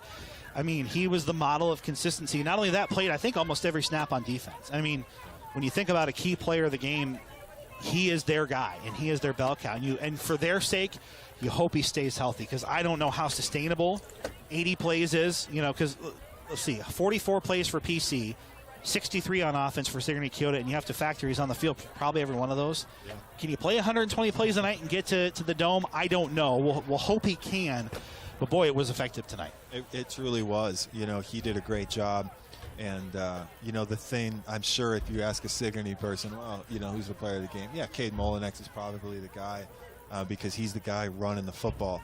But it's really, he's a speedy back, and I give him a ton of credit for that. And he obviously takes a beating getting tackled all those times over and over and over. But the offensive line is doing the work, right? I mean, it truly is a group effort. Even though one guy gets the stats, it's a lot of people that go into those plays to make those pushes, open up those holes, and he did a great job of running through them. Well, it's the difference between the Sigourney Kyoto teams that Pella Christian beat by 40 points a couple years back and the difference between them now, the offensive line, right? It's that ability that they've run the exact same 7 plays since before you and I were born, JD, but they do it so well when they have a good offensive line. And I think we talked about it very briefly in our pregame. This is largely the same offensive line they took to the Dome last year. Now, are they going to beat Van Meter with this kind of game? I don't think so. But that's way down in the future. That's in October. But to beat a team like PC, who doesn't have a ton of size, didn't end up really using a lot of their depth on defense. I think we saw maybe a handful of substitutions for Coach Cack all night on that side of the ball. They've got the offensive line to grind you down and wear you down. And anytime they get the lead, boy, watch out. Yeah, there's no doubt about it. I mean, and it's a 7-point lead. It felt like at times 20 points. It did. That was what was so funny about this game, is it felt like there should be, a little more energy because, hey, it's just a 7-point game, but it just felt like so much more because you almost felt helpless. Even that stop that they did get was really aided by a penalty, right? That was really the only mistakes that Sigourney made. And I'm going to flip it here just for a moment and look at it from another perspective. Sigourney played an outstanding game. They really did not make mistakes. No fumbles, hardly any penalties. They did exactly what they wanted to do, okay? And if you're Pella Christian, that stinks, right? Because you lost. And we allowed them, or not allowed them, but they really set the tone for this game. But you can look at it the other way and go, you know what? We lost by 7 points. This is a top 5 team in the state.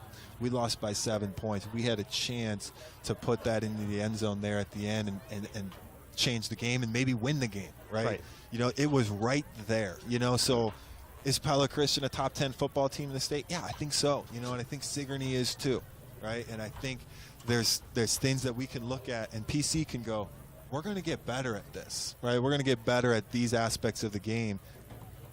And hopefully you're saying we're going to get better more drastically than Sigourney is, because Sigourney is who they are, and they just played an outstanding game of football. Well, and the last note I want to make is you think about the plays in the margins. It's the drive down to the 30, you get the fumble, which is not uncharacteristic for this Eagles team.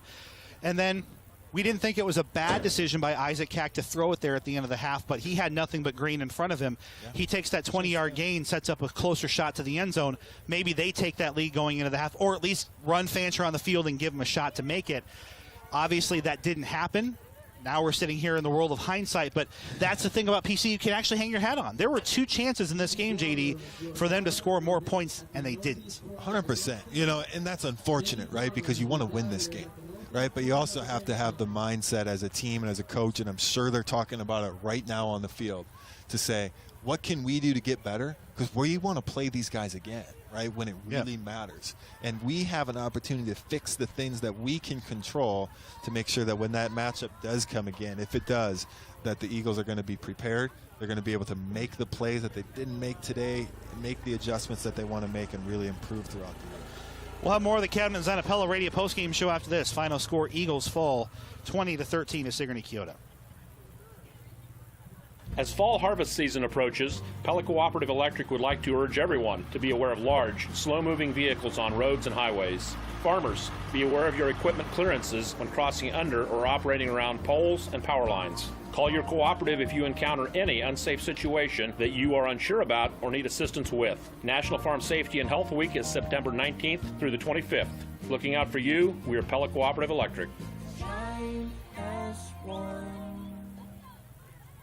Pella Engraving and Sign Company has a reputation of quality and excellence for providing indoor and outdoor signs in a variety of materials, including metal, plastic, and acrylic. We also produce banners for businesses and events, as well as car wraps to stand out and bring your promotional needs to life. We will work with any budget by offering a variety of price points and material options to bring you the best value. And Pella Engraving and Sign prides ourselves on meeting exacting standards and quick turnaround times. Learn more at PellaEngraving.com. Have you still not tried the restaurant delivery service right here in Pella, Delivery.com? They have more than a dozen local partners ready to bring hot and fresh food right to you, wherever you are. At home, at the office, heck, they even deliver food to our broadcast crew right at the stadium. And the more I use Delivery.com, the more I love it. They send me coupons all the time for free delivery or a few bucks off my next meal. I've got to eat, but I don't want to cook. Delivery.com is the perfect solution. Try them out today. You'll get hooked just like I am. Delivery.com. The Pella Pizza Ranch is the best value in town for lunch or dinner. For one low price, you'll get all-you-can-eat salad bar, pizza any way you want it, the country's best chicken, veggies, potatoes, dessert, and a drink. It's quick, it's easy, and there's something for everyone. Even the picky eaters have tons of options to choose from. It's buffet your way, the best value in town for lunch or dinner at the Pella Pizza Ranch. Whoa, that's good. Congratulations to Davey Heskett in the 410s, Clint Garner in the 360s, and Tyler Gronendijk in the Pro Sprints, winners of the 3 sprint car classes at the Knoxville Raceway. The Raceway also wants to thank fans and drivers for making 2021 a great season from opening night to the final races of the season. Keep listening for information on the season-ending awards banquet and how you can order tickets for the 2022 season. The Knoxville Raceway, sprint car capital of the world. Your home is the one place where everything should be perfect, including your air. Van Haften Plumbing and Heating helps you achieve the perfect air you deserve with reliable, groundbreaking, award-winning Lennox products. Call Van Haften Plumbing and Heating and see how soon you can get a Lennox home comfort system that'll help you improve your health and your mood. It doesn't get any more perfect than that. Look them up online in your favorite search engine, then rest easy when you pick up the phone and hear Van Haften. Things happen, and they're not always in your budget. From unexpected medical bills to emergency car repairs. At Community First Credit Union, we offer a personal loan for whatever you need, and no collateral is required. And, for limited time only, get a rate as low as 4.99%. Apply at c1stcu.com. Call or stop in for details today. Rates and terms are dependent on credit qualifications. Offer is subject to credit approval and program qualifications. Federally insured by the NCUA Equal Housing Opportunity. At Pella Motors, we're dealing. Receive $12,000 off our new Ram 1500 Badlander, $7,000 off a Jeep Grand Cherokee, and during Chevy Truck Month, $3,000 off the new Chevy Silverado. Or take advantage of 0% for 72 months on Buick Encore and Envision at Pella Motors. Stop in today or see us online at PellaMotors.com. Hi, this is Pella City Council member Liz Sporer. Fall sports are in full swing, and numbers on the scoreboard are getting a lot of attention. But while it's fun watching your team rack up points, you don't want to be a number to your telecommunications provider. At Pella Fiber, our customers are always more important than numbers on a profit statement. We care about delivering ultra-fast TV, phone, and internet connections to your door for every big game. Pella Fiber, neighbors, not numbers. Join Pella Fiber today at PellaFiber.com. Are you having trouble finding a place to work? Looking for a career with benefits? The climate-controlled facility known as Hormel Foods are currently looking for applicants. Hormel is offering free tuition to the employees' kids for 2 years. No strings attached. All the applicant has to do is that the employee works during the 2 years the child is in school. So apply to Hormel Foods today for an opportunity for free tuition for your kid. If the parent leaves, the tuition stops, no repayment or contract period. Are we there yet? Dude, we just left 15 minutes ago. It's a 4-hour drive. Are we there yet? Honey, your brother just asked that like 5 minutes ago. Are we there yet? Oh, these kids have some serious brand appeal in them. Brand appeal? These kids are relentless. Just like Brand Appeal was relentless when they went above and beyond in putting together our new brand video series for us at work. Let's just hope these tablets don't run out of battery. For branding, print, web, interactive, and video, get Brand Appeal. Relentless for you. Are we there yet? At Mettinga Pest Control, their slogan is that Sean and his team want to kill your bugs. Now Sean wants you to join his team and kill other people's bugs. Mettinga Pest Control has an immediate opening for a technician. Whether you're looking for full-time or part-time or even just seasonal, Sean is looking for you. He'll even train you and make sure that you get the proper certification to kill those bugs. Interested? You know the number to call. Call 628-3198. Mettinga Pest Control. Hi, this is Cyrus Glennon with Ulrich Ford Lincoln and Pella to tell you about the all-new 2021 Ford F-150. This truck's been completely redesigned and purpose-built from the ground up to be the toughest and most productive F-150 ever. The industry's best-selling truck for 44 years has once again been named the North American Truck of the Year. And right now, you can get your new F-150 with 0% financing for up to 72 months. Stop by today and find your new truck at Ulrich Ford Lincoln and Pella, taking care of you since 1935. At least 5 news stories every day. Let's Talk Pella every weekday. Breaking news, live severe weather coverage, in-depth with Dr. Bob Leonard, community calendar events. All that and more on your home for today's Pella news and local information. 92.1 at KRLS. You can also find it all at KNIAKRLS.com. And you can listen anytime and anywhere by downloading the free KRLS mobile app. Nobody covers Pella more because we care more. The one to count on for today's news and local information. 92.1 KRLS. At Knoxville Hospital and Clinics, we're proud to be your neighbors, your healthcare providers, and really your community partner. Hi, I'm Dr. Riefeld, and I'm excited to have recently joined the medical staff at Knoxville Hospital and Clinics. Having grown up in Marion County, I'm happy to be back home and caring for your health and wellness. As part of the exceptional medical team at Knoxville Hospital and Clinics, I look forward to meeting you and helping you feel your best. And schedule an appointment with me at Knoxville Hospital and Clinic. Call 641-842-7211. At US Cellular, we believe you should get more of the latest 5G technology for less of your hard-earned money. Right now, get up to $1,200 off any 5G phone. The choice is yours. Any of our 5G phones with no trade-in or hidden fees. US Cellular, America's locally grown wireless. Terms apply. See uscellular.com for details. Check out America's locally grown wireless at US Cellular, where we care about our customers and our communities. Strouber Cellular, a locally owned authorized agent for US Cellular, located in downtown Pella.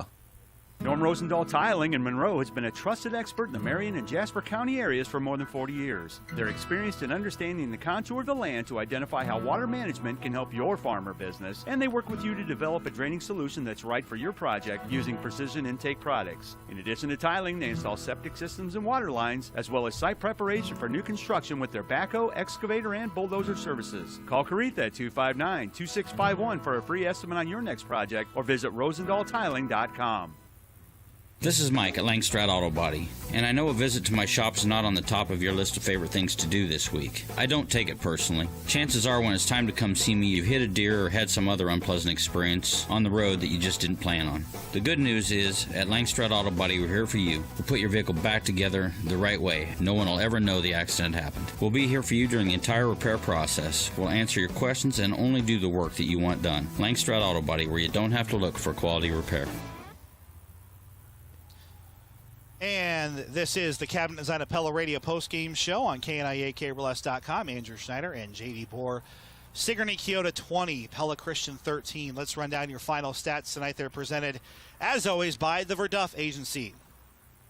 First downs in this game, 20 for Sigourney Kyoto to 12 for Pella Christian. 60 carries, 292 yards. Eagles 22 carries, 110. No passing yards on 3 attempts for the Cobras. 148 on 22 attempts, 12 completions, 1 pick thrown by Isaac Kakmarinsky. 63 total plays, 292 for SK, 44 and 258 for PC. Time of possession, 32 minutes and 51 seconds for the Cobras, 14-13 for the Eagles. The Eagles turned the ball over twice, Sigourney Kyoto once. 2 of those came really were irrelevant and canceled each other out in the half. Cade Molinex, 39 carries, 196. Colton Clarahan, 13 carries, 53 yards. Levi Crawford, 8 carries, 43 yards. Isaac Kakmarinsky, 11 carries, 60 yards. Benny Schurz, 11 for 50. And then 148 passing, as we mentioned, for Isaac Kak. Drew Gatings, 3 catches, 62 yards. And Bennett Sprunk, 2 for 28. He also had an interception in this game. Your final stats are presented by the Verduff Agency. Let Chad Lance or Larry examine your stats and customize an insurance plan for you. The Verduff Agency, providing complete, courteous service to the Pella area for nearly 100 years. Let's take a look at the road ahead, presented by Pella Motors. JD, the road's not over. This wasn't the postseason ending loss for PC, but it stings because the implications of everything right now are you go from a team that controls your own destiny. Sigourney Kyoto, if they win out, they'll be a number 1 seed and host the first 2 playoff games. And because of their state standing or whatever the tiebreaker may be, they very well might be one of the top 4 teams that has that hosting ability all the way to the Unidome. PC could have had that. That's over now because even if they win the district, JD, they're not going to be picked over a Van Meter or Regina who might be undefeated. But they can still salvage this. They win out at this point, and it starts at Pleasantville next week, JD. Get back on track. You finish the season 7-1 in the regular season with just 1 loss in your district, JD. You get a home game in the playoffs, and depending on how things go, you might get a second one. So it's not completely over, but it hurts because you know that there was something big riding on this matchup. And that's a team that was at the Dome last year that mostly had everybody back. Yeah, it does hurt, and that's what's tough about football sometimes is you don't get to play that many games. So every game has so much weight and so much pressure. When you drop a game, it feels like a dagger, right? It feels like, oh man, how are we going to recover from this? But here's one thing you know, right? The sun's going to come up tomorrow. There's going to be another week next week, and there's another opponent next Friday night with Pleasantville waiting for you, and that's where you gotta turn the page quickly. You know, I always tell guys too, you know, enjoy it, right? When you get a win, enjoy it. When you lose, it should sting a little bit, right? I mean, it should hurt. Winning and losing isn't everything, but you work really hard to put yourself in a position to win, and you want to compete, and you want to find a way in a big game here tonight, a top 10 matchup. You want to be the team that comes out on top, and when you're not, it hurts, and it should, right? It should feel that way. It's okay, and it's just about responding to that, and that's what the Eagles are going to be faced with here. And you can't get caught too much into the big picture. I'm just giving coach speak, but it's true. That's what you and I can do here. We won't talk about big picture, I promise, when you're playing Pella. But the thing about basketball is if you lost to Pella, you get them again 7 weeks later or 6 weeks later. Whereas here, so hard. You feel like there were things that were correctable for PC on offense that could have given the game the other way. But it's moot. The Eagles are 4-1. They might drop out of many top 10 polls. They probably shouldn't because it was a close, good game. Regardless, the road is harder, but as we mentioned, it starts at Pleasantville. Tyler Crabb will make his long-awaited now PC football debut after having it cut short by Van Buren's absence last week. He'll be joining JD in Pleasantville. Our coverage at 6:30 in our Pingles Home Store Radio pregame show next Friday night. The road ahead presented by Pella Motors. You'll drive away happy. That's the Pella Motors guarantee. And that wraps up the Cabinet Design of Pella Radio postgame show, where they expand and enhance your ideas beyond your expectations. Call Mike Blom, the cabinet guy at Cabinet Design of Pella. JD, a final thought before we turn the page to Week 6. We are more than two-thirds in the Class 1A, 2A realm through the regular season. The sun is setting quickly. It sets earlier every single night. We're past the equinox now. We're feeling like fall outside. Yeah. I mean, it feels like it's weird because it's a shorter, more compact season and you don't play for a week. And it feels like it just moved even faster because it's a busy time. It really is. That's kind of crazy when you sit there and think of it and go, oh, we're 5 weeks down, right? I mean, it feels literally like a week ago that we were at Des Moines Christian watching and getting excited for the start of football season. But, man, it goes really fast. Especially when we got little babies at home. I think it goes faster now. No doubt about it. But, my final word for Eagles fans is, it's a little disappointing in the fact that you thought, hey, this is a huge game, a lot riding on this. Would have been awesome to find a way to win. But I'm truly not disheartened at all with what I saw out there. And I really mean that. I thought the Eagles played well, and I thought I saw a team that even though they took their punches tonight, they took the best punch from Sigourney. I thought Sigourney played an outstanding game. Give them a ton of credit. But there are opportunities for this PC team, which I think is already a really good team. I think there's opportunities for them to continue to improve. And I know this coaching staff will have them ready to go and keep working. And it's really on the leaders of this team to rally them together and find a way to move forward. And, of course, that starts right away, right? Finding ways to get over that hump a little bit. Well, and my final thought here is your one loss in the season is by a touchdown to a team that might be a top 4 team in the state. It's not Van Meter. Yeah, it's not Underwood, who are probably the 2 favorites. There's 2 pretty heavy favorites in 1A, but they were within arm's reach. It wasn't like this game wasn't winnable. They didn't have chances to go down and score and take control. So season is not over on Eagle Lane despite our final score here tonight. Sigourney Keota 20, Pella Christian 13. For JD for joining us and our entire KNIA KRLS broadcast team, I'm Andrew Schneider signing off on the one to count on for today's local sports and the home of the Eagles, KNIAKRLS.com.